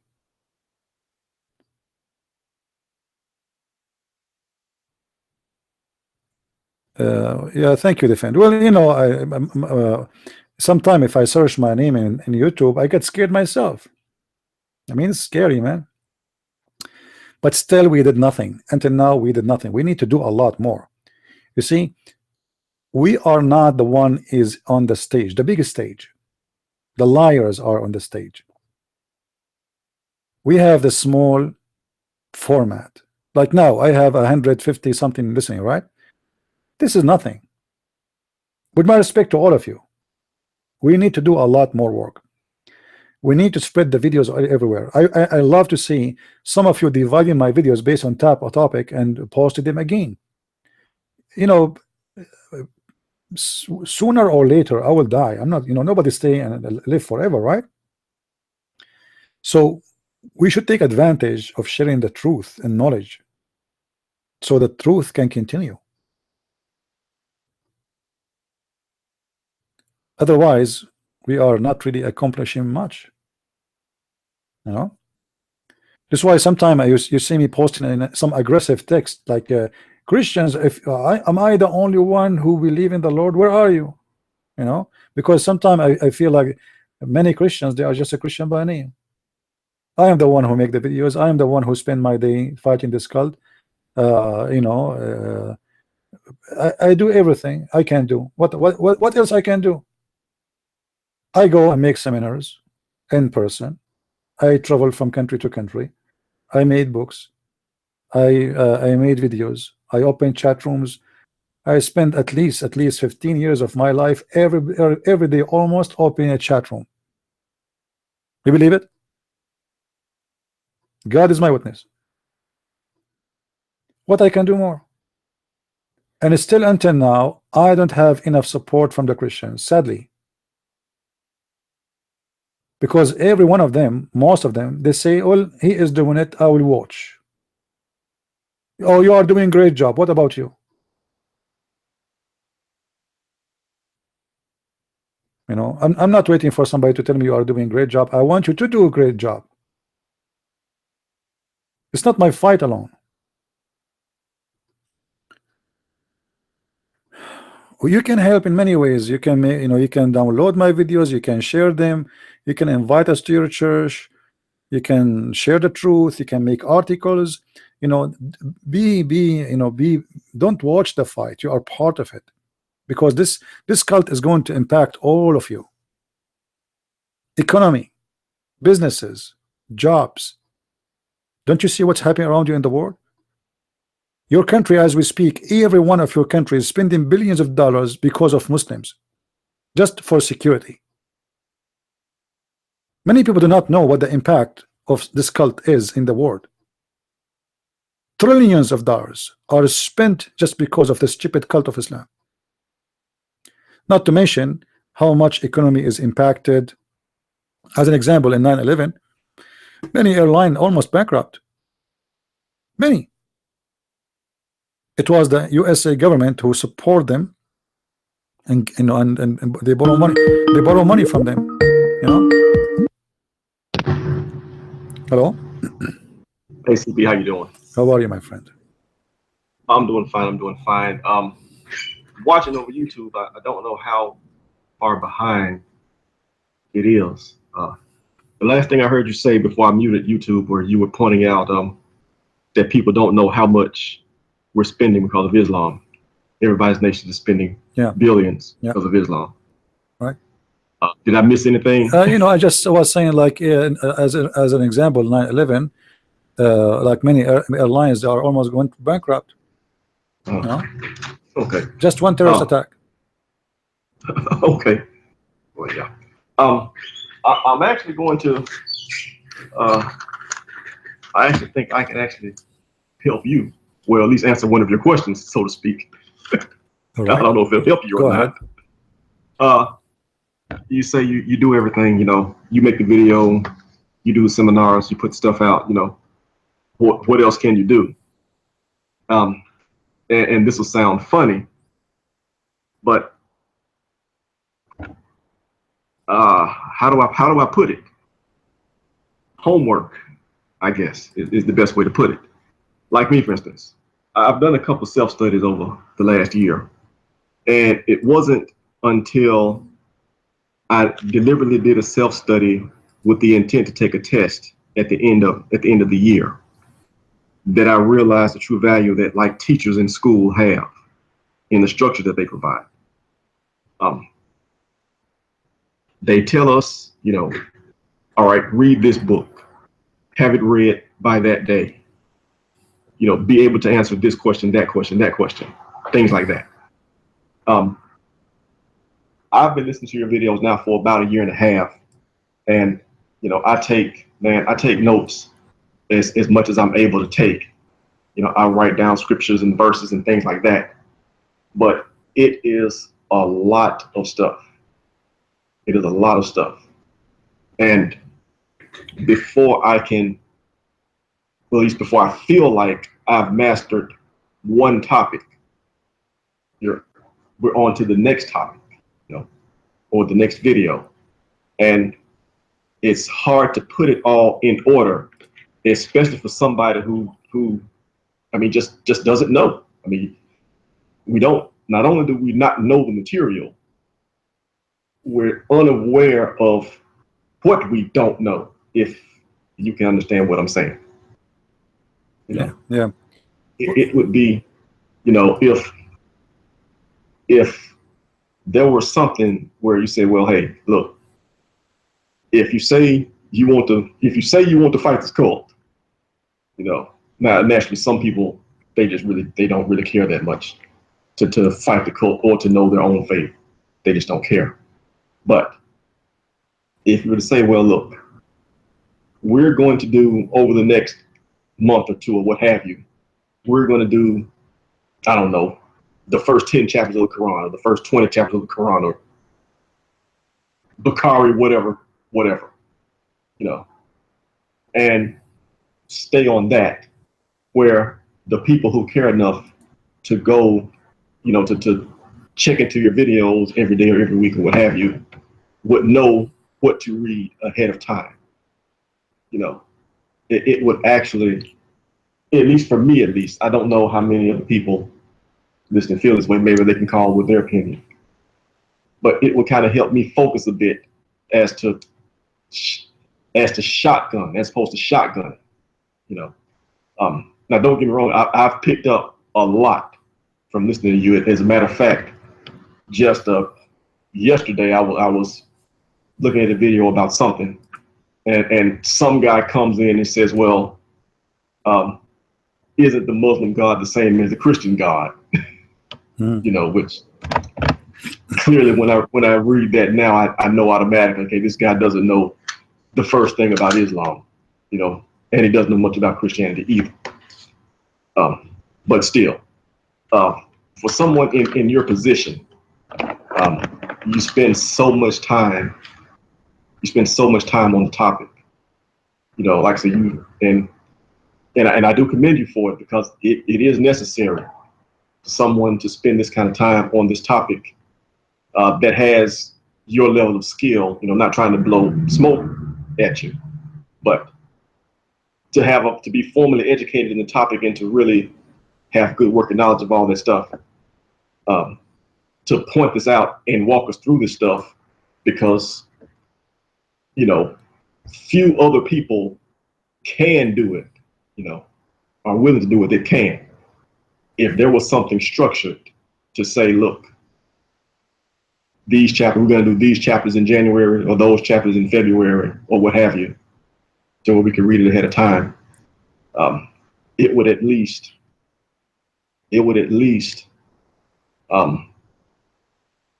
make us more confident, so to speak.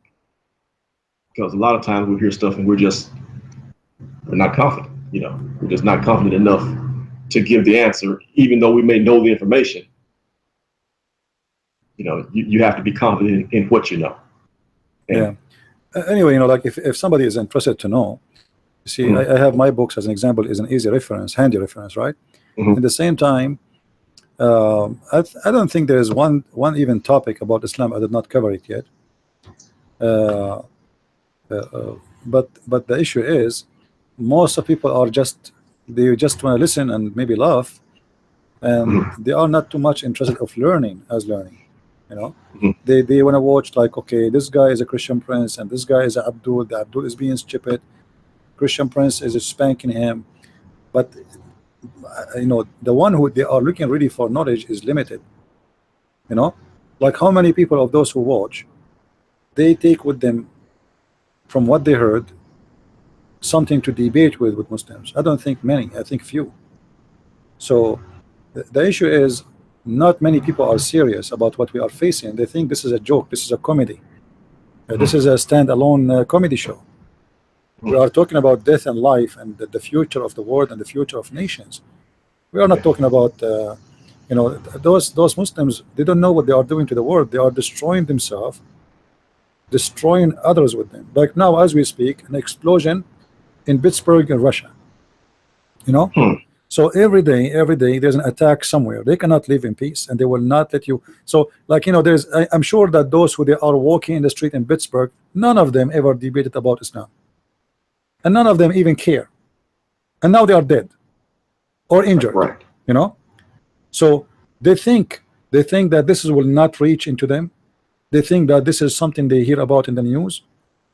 But yes, maybe tomorrow, God knows, God forbid, those people, they might be the news about a Muslim terrorist attack, and they themselves or their children, they die.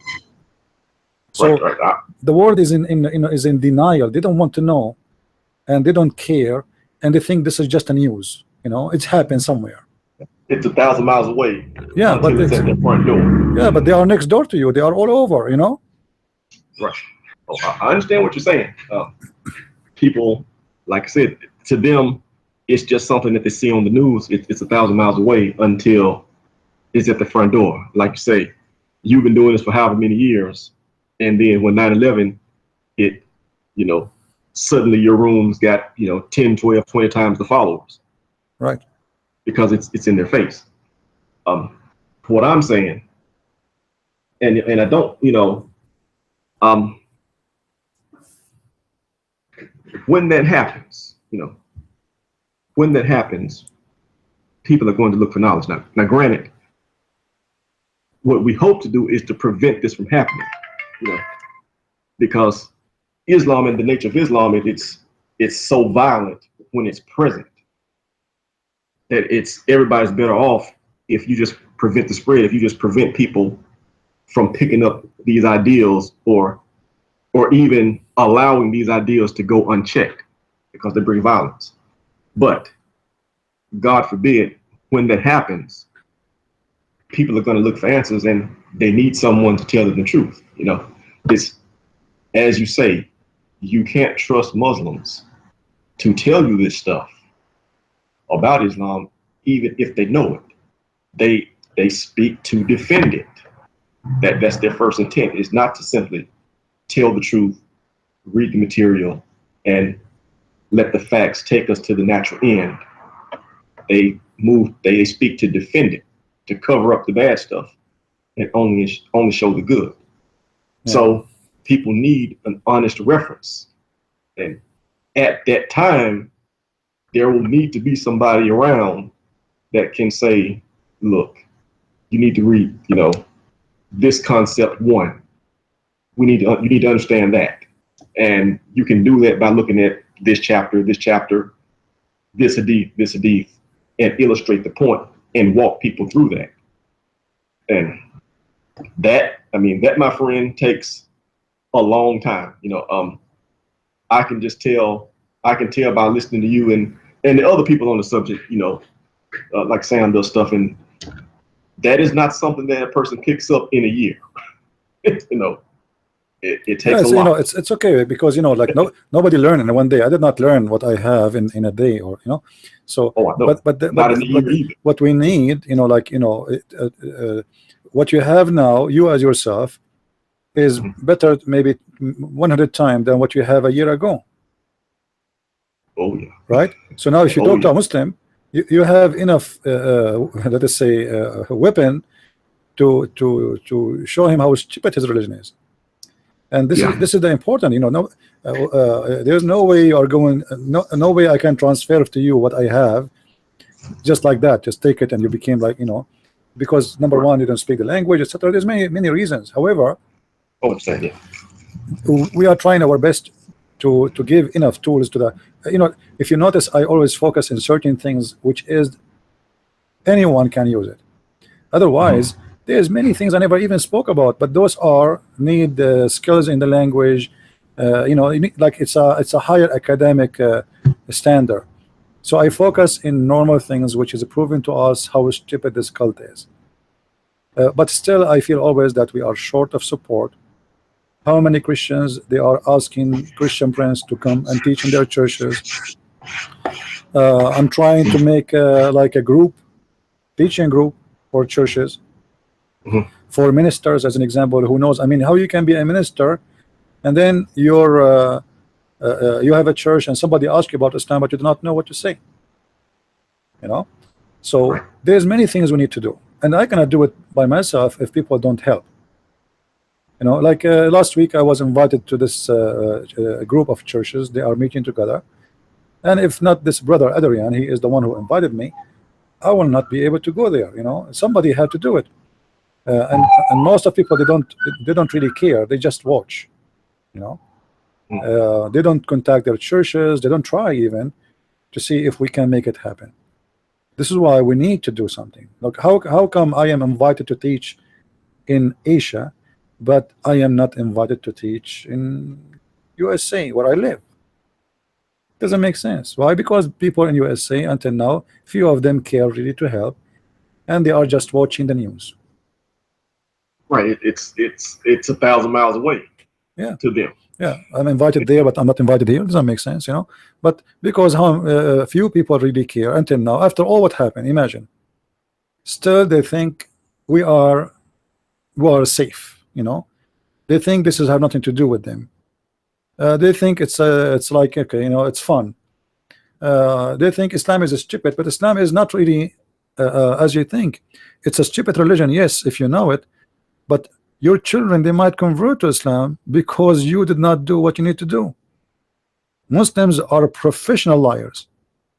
They are spreading their cult everywhere they go. They have the money and they give it the time. They invest in it. They are building mosques in front of colleges in purpose. They go and they look, where is the college? They buy a lot in the front of the college and they open a mosque and they open a library, and everybody is welcome, and the internet is for free, and we have a free meal in the lunchtime.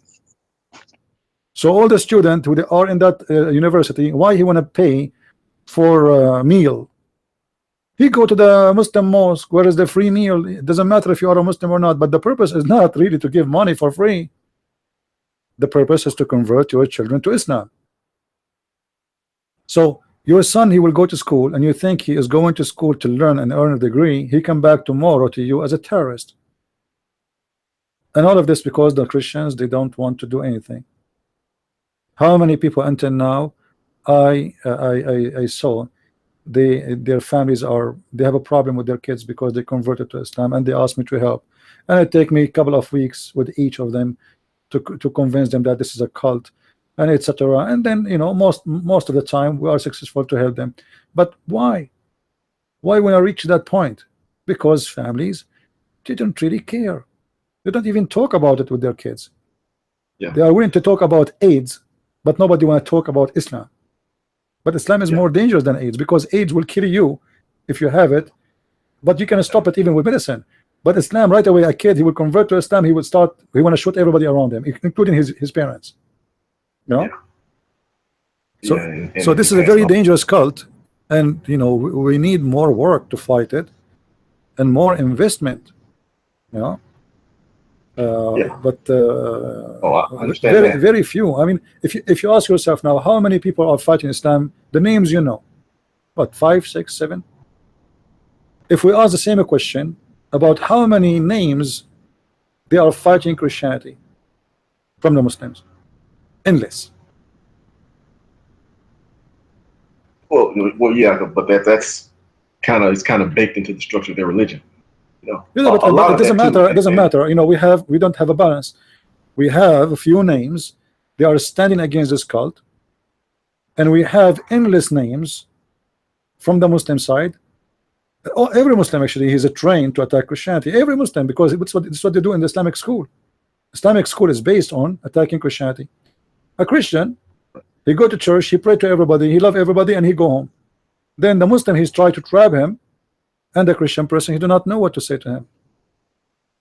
Right. Well, but now a lot of Christian people in the States here, I mean, they're not even prepared to even defend their own faith, much less attack someone else's. You know, it's yeah, but shouldn't we know? I mean, is that their foolishness, or this is our mistake, because we are not preparing for? Imagine, you know, we know that we have somebody is going to come and invade us, and we know what they are about. They teach their children to come and invade us, and then what we do, we say, okay, well, this is what they believe, it's okay, you know, but we don't get ready for it. So we have a churches, and those churches don't serve the purpose of them to be church. You know, Right. it's just a place of worship, but this is not what the church should be only for. Worshiping is one of the duty, but there's a major thing that should happen, which is education.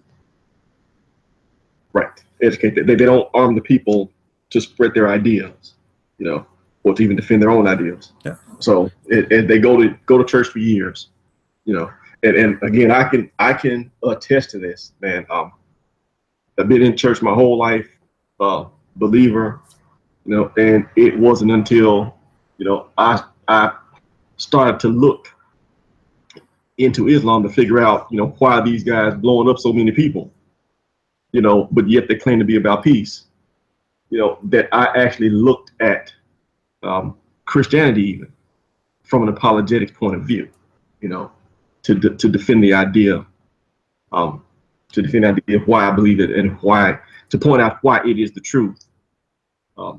And so from there you progress to trying to explain, to point out why Islam is false. You know, we need to be armed with these things. It's a lot. It's a lot of stuff to have to go through, and to go through it, you know, without any structure at all, you know, that just adds time to it. You know, like, because really, okay, like take me for instance, okay, 40 years old, okay, now I've been going to church for my whole life. What's that? 52 Sundays times 40. 2,080 days. 52 times 40.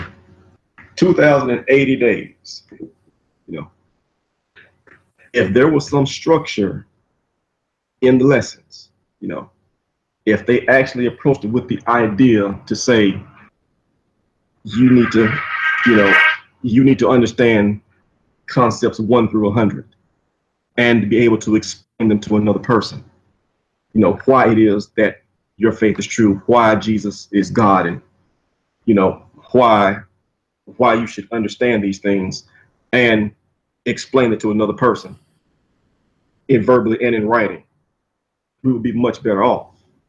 But that's not what we get at church. What we get at church, one, we get entertainment, you know, preacher gets up and he says things, and, you know, and then the choir, they sing, and you get that entertainment. And then you get a lesson, a Sunday school lesson. A speech. Well, you know, the sermon is a speech. The Sunday school lesson is written. Yeah. But it cycles through the same predictable pattern. You know, every time Easter Sunday comes around, you're at Easter. You know, and every time Christmas comes around, you're at the birth of Jesus. You know, granted, we should understand Jesus. That is the point. That is the most important part of it that matters. And from our understanding of Jesus, you know, we come to know God. I understand that. But all the time, there's more concepts there that we could know. We don't have to do it over and over and over again. But there's no structure to it whatsoever.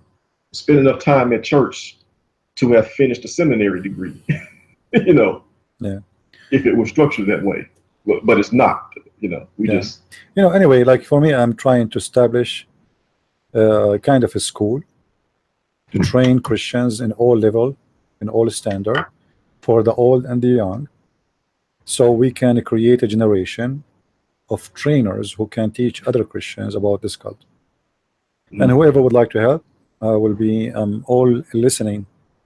People, they can call me anytime and they can let me know how they can help.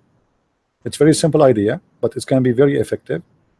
It doesn't cost much, you know, because the teacher is for free. I don't charge money, you know. So all what they need to do is just to find me a group of people they like to be taught, and then we teach them, and we can do that with many level, like youth, high school, university, ministers, you know, old, young. We can be a lot more effective. But as I said, you know, few people only, they really care to help.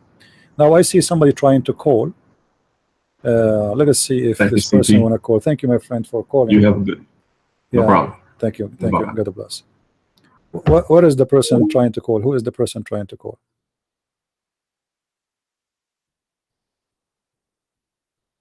Anyone? Who's the one you said, guys, you want to call? What's his name?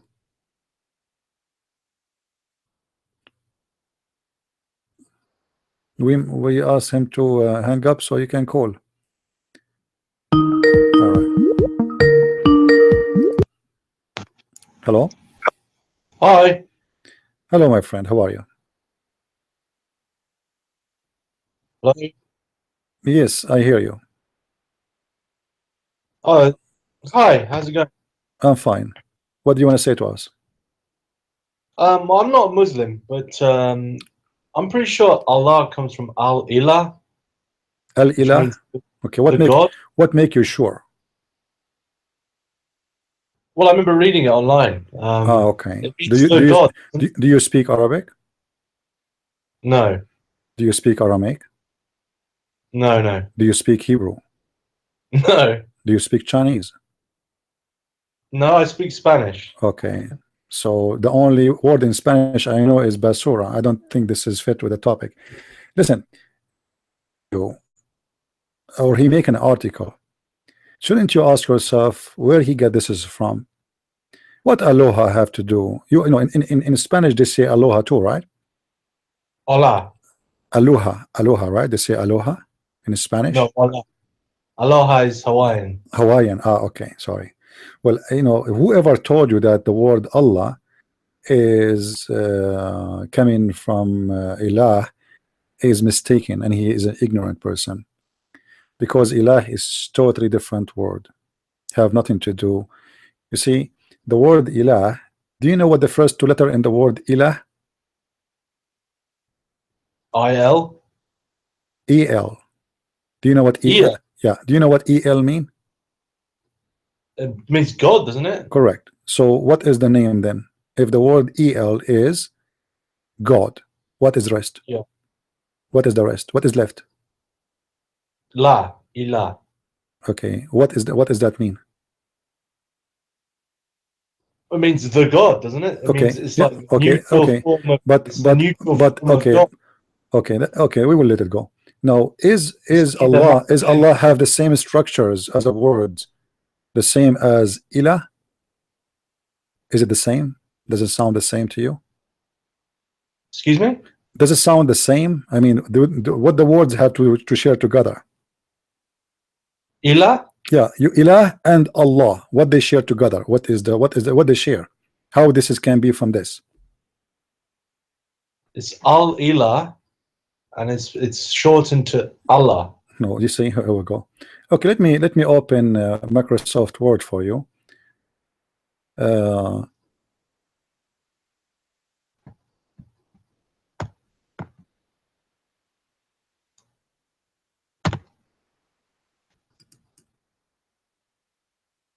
hold on.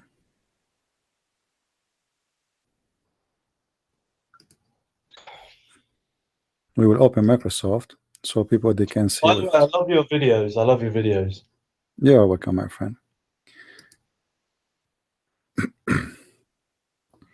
I will show you in the screen what we are talking about, so we can get better understanding.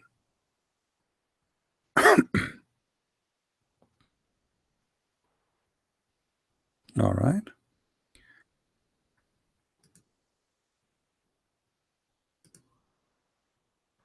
We will take everything down. We make the screen clear, and now we go to the screen.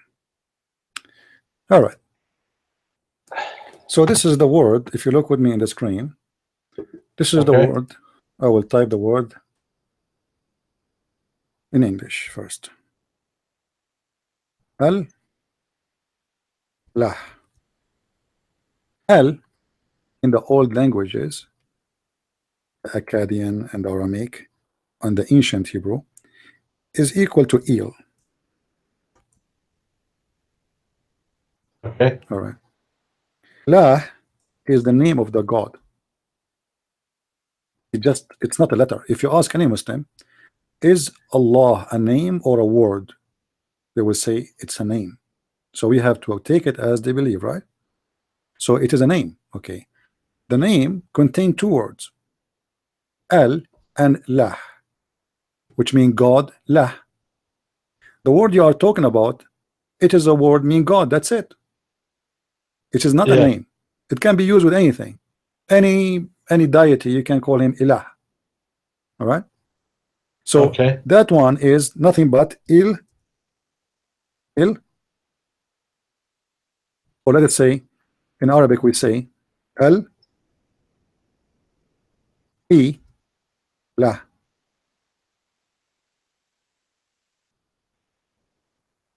Or with light H. It's not like Allah. You say Allah, the H is really strong. In Arabic there's light H, which is not even pronounced ilah. So okay. So al ilah. So the deity. Al, deity. Yeah, al is the word God, as we agreed. However, in the Arabic today is a word mean or equal to the. So the God. The God, yeah. So the second you want to talk about any God, anything, whatever your religion, it is a word mean God. The second you talk about the name of the God, that will be lah. That is a name. That is not a word mean God. This is why the Muslims they say there's no. This is the Shahada, correct? They say there's no God. There is La ilaha illallah. No God,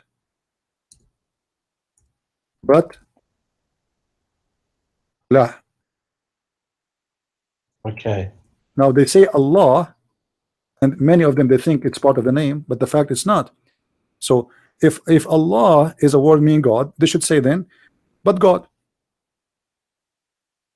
Right? Yeah. But this is not the case. The Muslim they believe strongly that Allah is a name. It's not a word mean God. So there's no God. Already they said there's no God. So ask yourself why the Muslim then they don't say this. Let us make it simple.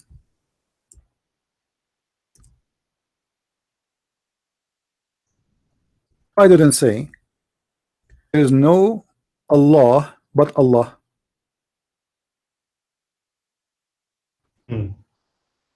If the word Allah is coming from the word God and it's mean God, correct? Yeah, because they say La ilaha illallah. Yeah, but if you think that the word Allah is a word mean God, then we should say it's possible to say, and nothing wrong with that. We should say there's no Allah but Allah. Do you agree? Yeah, so you're saying that Allah is Allah is a name. Allah is a name. It's a It's not a word meaning name. God. It's not a word meaning God. You know. It's a specific Yeah. name. Don't go by those funny silly articles. You know, always use your logic. Even if you don't speak the language, you will find right away it does not make sense. For if Allah is a word meaning God, then we can say the shahada. We can change the shahada. We can make it. There's no Allah but Allah. Okay. So, but Muslims don't do that. They replace here the word. The word here is God. Yeah. And but Allah. So Allah is what? Allah is the name of their God. Okay. And what is the name of their God? If we go in the Quran, let me show you in the Quran.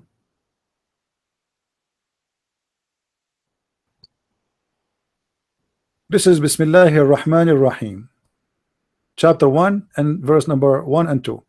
If you look here with me, you will see the first letter is Alif, which means equal to A in English. Yeah. All right. Now here, look here. This is the name of Allah. This one here. But there's no Yeah. Alif. You see the Alif disappear. Hmm. Do you see it? Okay. If this is part of the name, then we cannot take it off. So why it disappear? Because it's not part of the name. So what is missing here? What is missing is this is the following. Here there's A L Al Lah. Okay. This is the complete name Muslims they use now, but the fact it's two words. Al mean God, Lah is the name of the God. Here it says Alhamdu li lah. Li here mean two. Okay, so the real name of Allah is actually La. Lah, it is the moon God. I remember seeing you made a video about it. It's quite interesting. Yes. So don't go by those articles trying to find a root. You see, you know, we can find the roots of everything. I mean, those languages are connected for sure. But at the end of the day, it is what people believe in it, not what even it used to be. As an example, today, if you say the word gay, it's not the same as if you say it 50 years ago. Yeah, yeah. Correct? Yeah. So we have to be smarter than this. I mean, we don't just take what people say, you know, and because in the language today we say al-ilah. This is, you know, I mean, this is naive.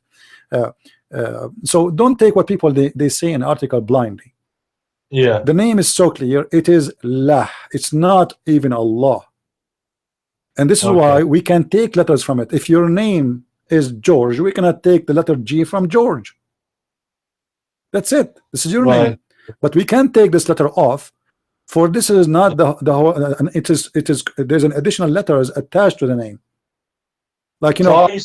Are you saying that if Allah really meant God, it would be Al-Ilah then? Yeah, if it is, then we can go, because in Arabic until now we have the word Al-Ilah. We have it. You know what I mean? Yeah. So why we have, if the word Al-Ilah, we have it. I can show it to you in the Quran. So why we have this and we have Allah then? Because Allah is a name. That Al is God. Lah is the name. Allah, the God Lah. Al-Ilah, it is. It doesn't matter which Ilah. It doesn't matter which God. You know.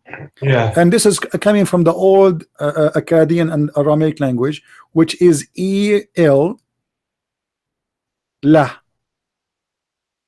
So we add this, you know, because it is unnamed God. Ilah, unnamed. Yeah, we did not give a name, because at that time when they have this language, there's many gods. Yeah, right? yeah. So it's an Ilah. It doesn't matter who. Ilah. Like when you speak to somebody, you say to him, may God bless you. So may Ilah bless you, because he might have different God from yours. So you don't name the God. For people, not necessarily they share the same God. Every group of people, they have their own idols or their own etc. And there was some even religion, they have like a bigger God and small God, like small idol and bigger idol. There's a God of the summer, there's a God of winter, there's a God of the event in the season, you know.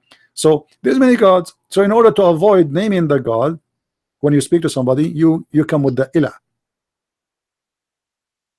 You know? Yeah, yeah. You know, when So La is the moon god? La is the moon god. You can go right now to Google and search for it. La, it is La. Okay. Yeah, you know. Yeah, because I'm just really confused because I'm not like a religious person. I guess I'm an agnostic. I like Christianity though. I like it a lot. But I see signs from Allah all the time. But like what? You see a sign? What does that mean? Like I see well, synchronicities. I mean, it's really weird. Like I'll be thinking of hell, for instance, and I'll see fire on the TV, or I'll hear What we just you know, how you know that this is from Allah? I mean, what does have to do with this? Is Allah is real first? Do you think Allah is real?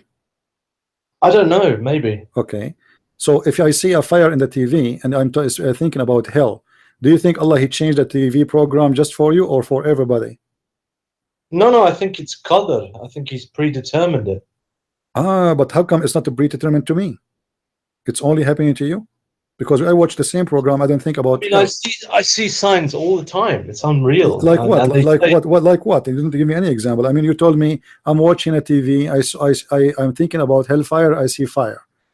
But there's millions of people. They are watching the TV, but they are not thinking about hellfire. So how come it's only for you? It is a sign. I don't know. It's difficult to explain. I mean, like. And why you think it's coming from this God? I mean, what? It's coming from something else. Like you see, well, I wish this will happen to me. As an example, sometimes I think about how to pay my bills, and then I never see money coming to me. Otherwise, I will love it. Each time I think about paying, I receive money. That would be good, you know. Yeah. So I don't know. Like, you know, we have to be smarter than this. You know, don't be confused and don't fool yourself. You know, those what God have to do with TV? I mean, I get my friend. This program. Listen. This program is a program made, you know, and the schedule before you think about anything. So if you wanna confuse yourself on purpose, this is your story, because I can connect anything to anything if I wish. Well, I know it's possible to do, but I also get signs telling me I'm the Dajjal. I don't know. You are confusing many things. What those have to do with? I think you are. Maybe you are associating too much with Muslims. Then they believe in superstition stuff. Do you believe in superstition stuff? I believe in spirit entities. Yeah. Okay. Do you like believe? Do you believe if you go in the bathroom, if you don't say a prayer, Shaitan will? No, I don't believe in that. I think that's okay. absurd. Well, either you believe in Islam or you don't believe it. This is Islam. Islam believe in stupid things, and this is Islam. And either you take it all of it or you don't take it. Do you believe that Allah will give you an endless penis if you go to heaven? Is it really true that it's endless penis? I thought it was endless. An endless erection. No, endless erection. No, there's no endless erection. It's going to be 70 years only, limited. However, you can borrow sometime, but it is 70 years. It's not endless. The endless is the penis. So you see, this is Islam. Either you take it all of it, or you don't. You don't tell me. You know, I think there's a sign here and there's a sign there. Islam is a stupid religion, and anyone want to believe in it, I believe he have a mental illness. It doesn't matter who. There's nobody. He have a little brain. It doesn't matter how small the brain is. He will believe in such a cult. I mean, I don't believe in Islam. I mean, I'm skeptical about Islam, but for about a year and a half now, I've just started seeing signs all the time. Yeah, but you are confusing yourself. What sign? You are telling me about the TV? Well, I see many signs. I mean, like what? Give me another one. Of them is. Give me another one. I see the eye of the Dajjal all the time. Well, there's no Dajjal. This is a lie. What Dajjal? Who is the Dajjal? What is that? Well, I feel like Allah's telling me I'm the Dajjal. Why you think you are the Dajjal? Are you one-eyed? No, I'm not. I mean, come on. You know, I don't know. You see, if you you know, don't confuse yourself. I don't know what's wrong. Why you think this way about yourself? Because to believe that you are the Dajjal, it means you are the Antichrist. Exactly. Yeah. Are you the Antichrist? Well, I see signs telling me I am. Yeah. Okay. Well, if you are, nice to meet you. What I can say. Yeah. Well, I mean, I see signs telling me that Allah is God and I'm the Antichrist and I'm going to hell. And it's just, you know, but obviously I look at your Do you- videos because Do you take I watch my your friend? videos. It helps challenge this delusion. My friend, I mean no insult. Do you see a doctor? Do you take medication? Yeah, I do. I have schizoaffective disorder. Yeah, this is why, and this is explain why you are, you know, this you have a medical situation, and that explain why you are suffering from those issues. So I advise you, you know, not you know, watch different stuff, you know, because those things are affecting your brain and affecting your thinking. This is why you have a disorder. Otherwise, I mean, you know, you are just confusing yourself. I advise you to stay away from it, and Okay. so it can improve your health, because Yeah. you know, everything is in the brain. If you want to think you are something, you will be that thing. If you think you are shaitan or Satan, you are Satan then. So don't fool yourself. Stay away from those stuff. Read something nice, something make you relax. You have a disorder in your thinking. You are taking medication, so stay because this is exactly I believe what was happening to Muhammad too. I believe Muhammad, he have a mental issue, you know, suffering from some mental issues, but in the same time he enjoy it, and he was abusing others with his sexual desires, etc. So I advise you to stay away from this topic and be careful, you know, otherwise you will you know, you will suffer more, and this topic is not good for you. It's just the worst time in my life because, you know, I think Allah hates me, and Allah is like the scariest God My out friend, there. Allah is not God. Okay, be smarter. I know you're taking medication, but you are saying things that does not make sense. There's no Allah anyway. Can you prove to me that there's Allah? There's no Allah.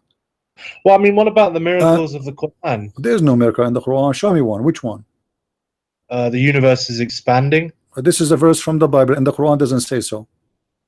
It says وَإِنَّ لَهُمْ لَمُوَسِّعُونَ, which means we are going to build more. It doesn't say we are going to expand it. And this verse, if it's about expanding, this is a verse in the Bible, not in the Quran. Okay, see, what about the you are reading Muslim false translation, my friend. Don't fool yourself. Yeah, I can show you right now in English. The alaka. Even the alaqa is a mistake. Actually, it's not a miracle.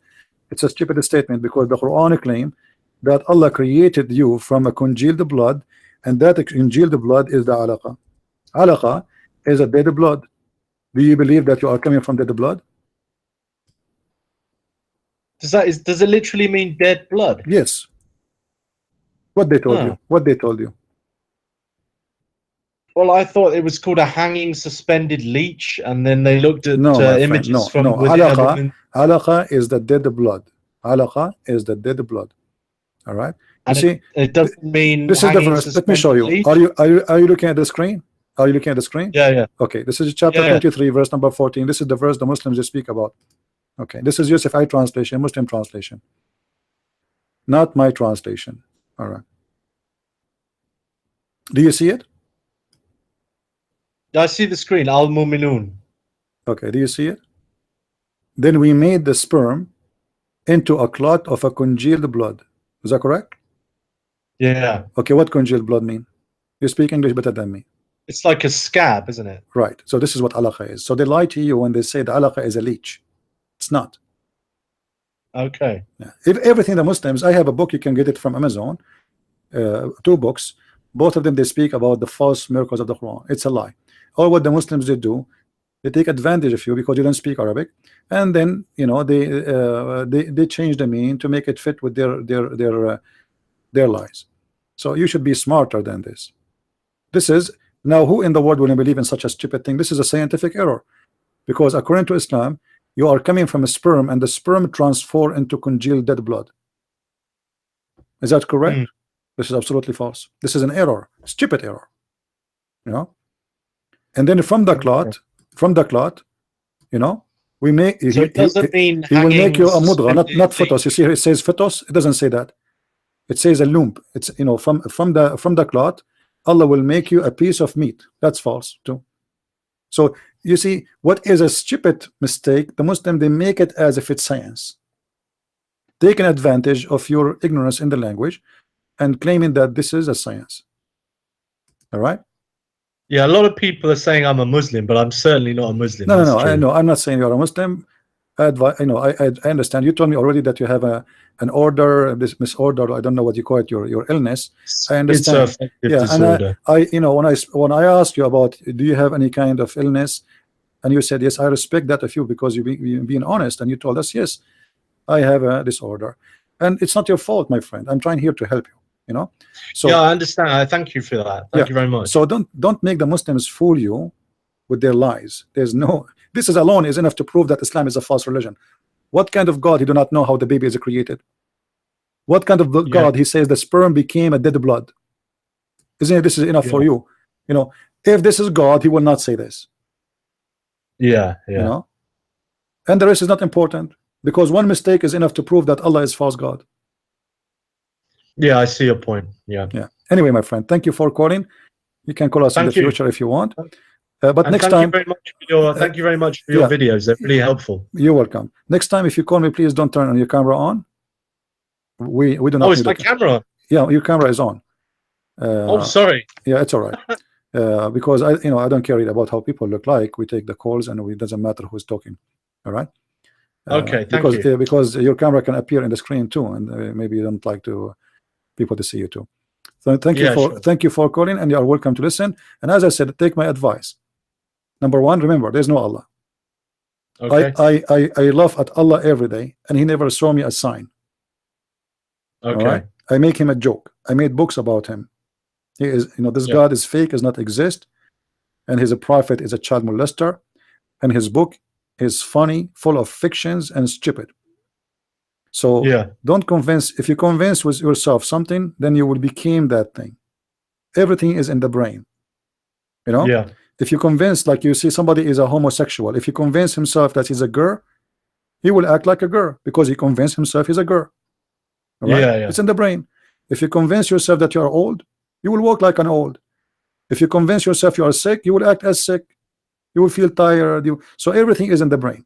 So focus on the health, your health, and your brain health, and stay away from the stupidity of Islam, because garbage in, garbage out. If you read too much of the stupidity of Islam, and you are not in, let's say, ready because you have some mental disorder, then that will confuse you. So stay away from it. I don't advise you. However, you are welcome to watch my videos and learn as much as you wish. Thank you, my friend, for calling, and take care. Thank you. God bless. God bless. Bye-bye.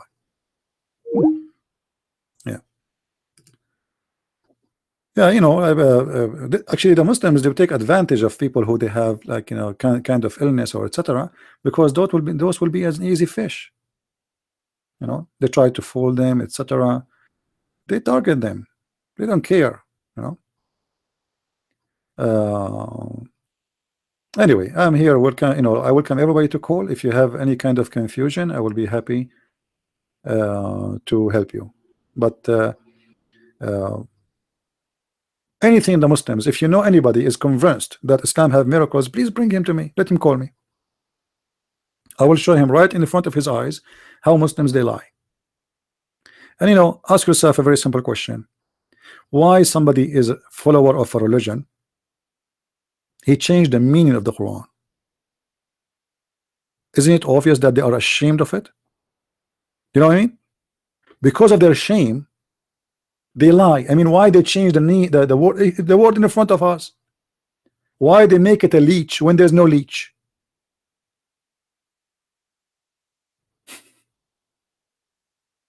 You know what I mean? Because they are ashamed of the stupidity of the Quran, and in the same time they are trying to fool as many as they can. So they change the translation, they change the text, they change everything, and yet they accuse us that we are the one who corrupt the Bible, when the fact they are the one who corrupt their Quran every day, in the purpose of deception.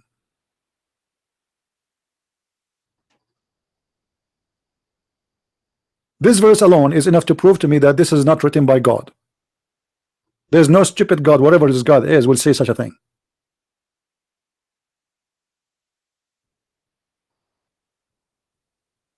Sperm will become a clot. And actually, if you read the Muslim interpretation, you will see how crazy things is. Hello? Hi, this is me. from Scandinavia again. You are from Scandinavia. Yeah. You are. You know what? I am your neighbor. Yeah, I live in. I believe in Brazil. Great. Yeah. You know, I called before, but we talked before. But actually, the guy that was calling before, Tom, Yeah. was talking about this. How can we help? And I think that you were trying to say that you're going to make like special groups, like for different age groups, right? Right. Yeah. What would be really good was if that, you know, like when we have in the Bible teaching, some has to have milk, some have to have meat. Right. If you can do like stuff like this, because over here where I live, not many is actually saying anything. I go into big arguments all the time with Christians because they do not know the difference between the Triunity God and Tawi. They don't know that Allah is not God and stuff like this. And what I need was like maybe something that I can feed those that are just starting to understand this, if you get what I mean. Yeah, but how I can serve in this topic, like additional to what I'm doing, how I can do it? Like, are you going to get me organized with some people who can organize something for me so I can teach, or what? Or just, and you're talking about YouTube? Yeah, but what I'm trying right now is I use everything from your teachings and your videos, right? Yeah. But it would be very nice if you had something like the easy understanding, like this is what people need to get first before they get into all about Muhammad's more stupid teaching. Yeah, but you know, you see, everybody have different level of understanding, and now if we look in YouTube, we will find there are some people who have a lot of knowledge about Islam already because they are listening to me maybe for years, and there is somebody he just stopped by, you know. So yeah. Always what I do is very simple. I mean, how simple it can be more than this? I'm showing in the screen, reading, writing, explaining. You know what I mean? So I talk to a person. It doesn't matter how much he know. I talk to him from zero. Depend what who he is. So all what we need to do is, you know, get people to watch and people ask questions. If you have a questions, then the answer will come based on the question. So if the question is simple, or the question is coming from somebody is too uneducated about the topic, then we will start from zero, depending on the person. So it's better to do it the way we do it. What I'm talking about is that if people would like to help, I want to establish an establishment to educate about Islam. And this establishment is something not necessarily virtual. I can go, I can come to places, I can come to towns and cities. We can have a groups of people who want to learn about Islam, let's say for a week, and I can teach them in prison. I can teach ministers, priests.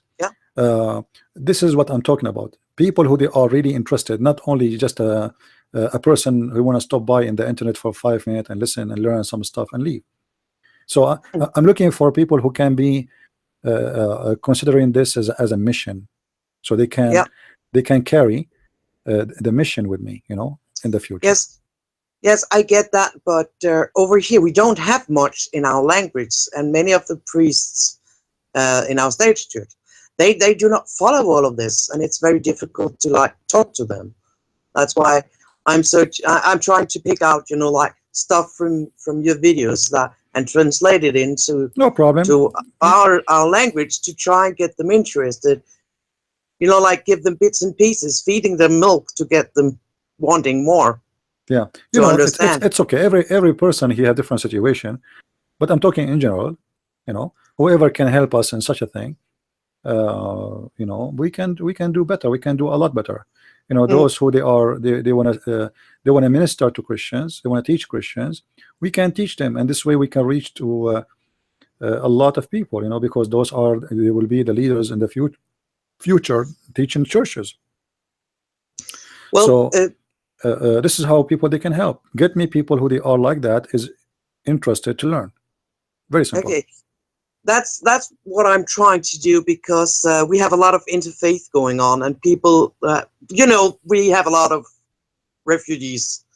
Because to us, it's not like 1,000 miles away what's going on. It's right here. It's every day.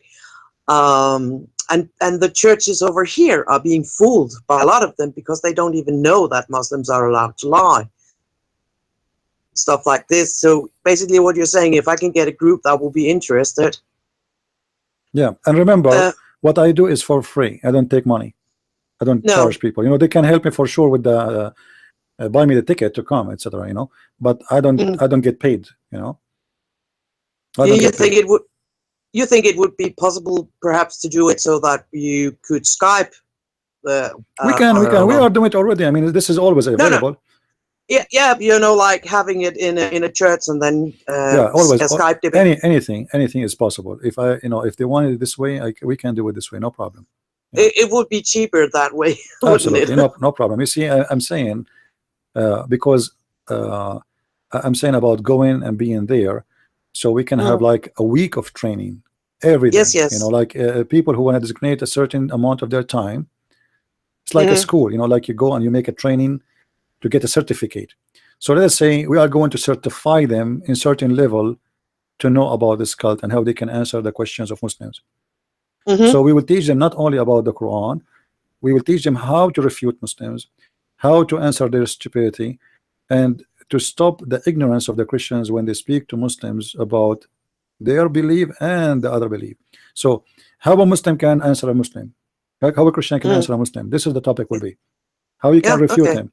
So you know, we need to do more work. Now internet, I'm doing that already, so this is not new. I do not need to we do not need to suggest internet because we are in the internet already. Yeah, I get that. It was just like we could use it if I had like a group. Absolutely, it's always available and anytime. I never say no to anyone.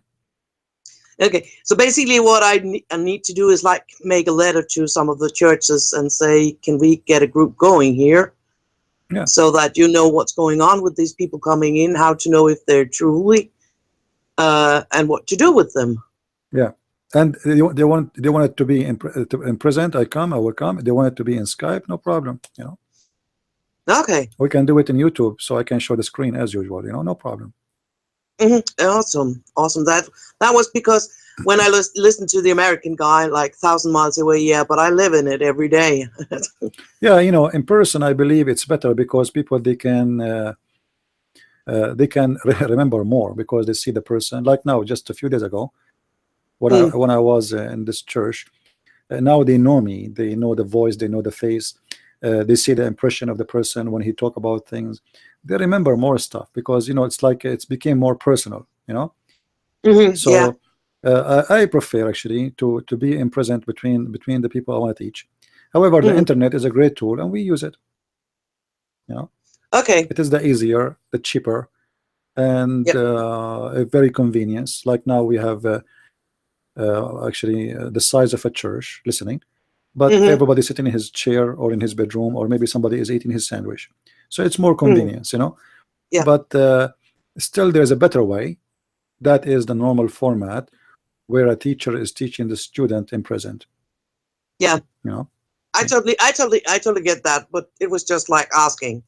Yeah. Anyway, so that it will not be contact your friends, contact the churches around, and see, or organizations, and we can make, you know, the way I'm trying to do it, to have like training for certain groups, depend on their age or their specialty. Let us say they want to have a training for ministers or church ministers. All of them they are ministers, which means they are old enough and they are already leaders in the churches. That would be very good, actually, better than teaching normal ones, because those are going to be teachers right away. They will take the knowledge and they will drop it somewhere else. So those are the best training I can do. But still, we can take younger, you know, people in their 30, 20, people they are under 20, etc.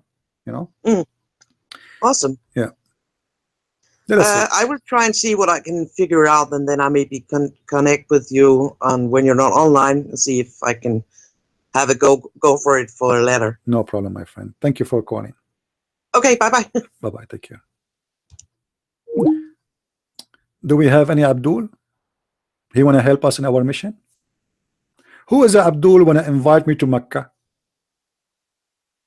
Imagine, guys, a Christian prince is holding the microphone in the front of the Kaaba and teaching those pagan black stone kissers how stupid their cult is.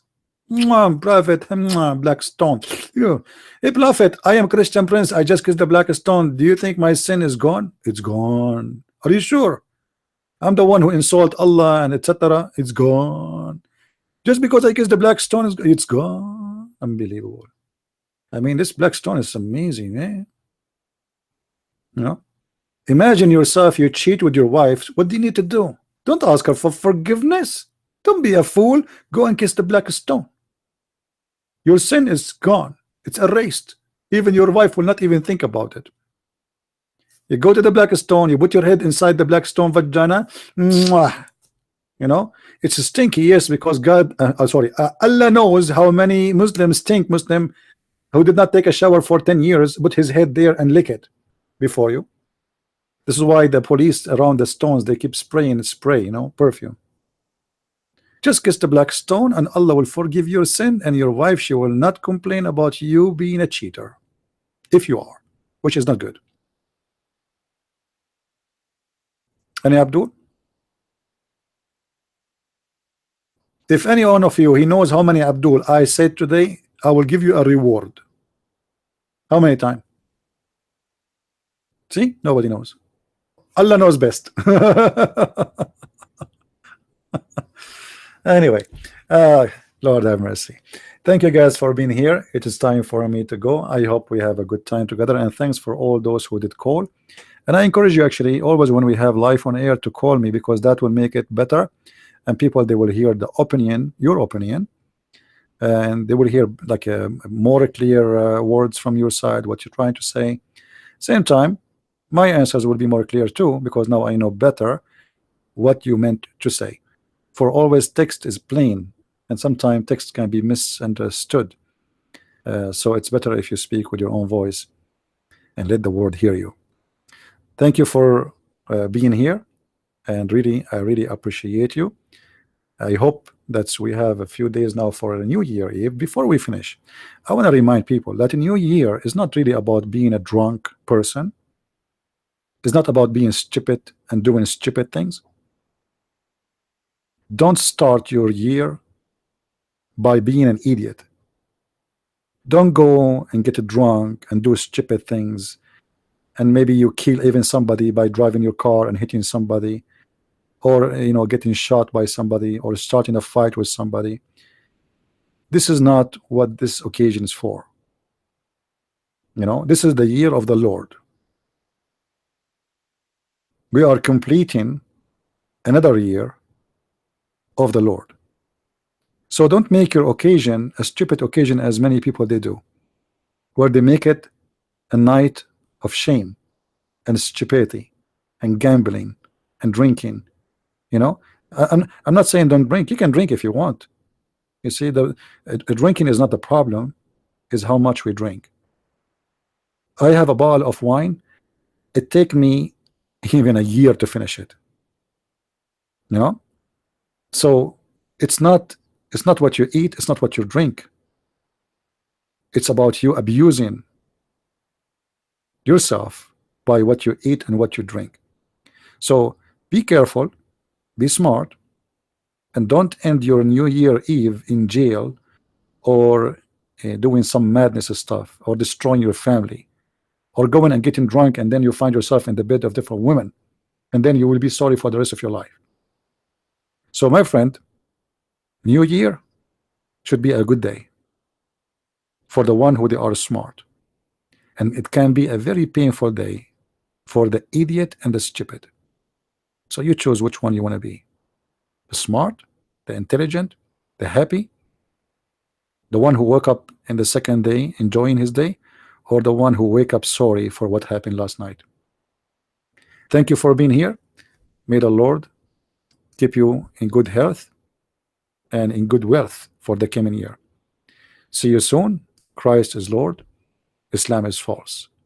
Amen to that, and we see you soon again. Bye-bye.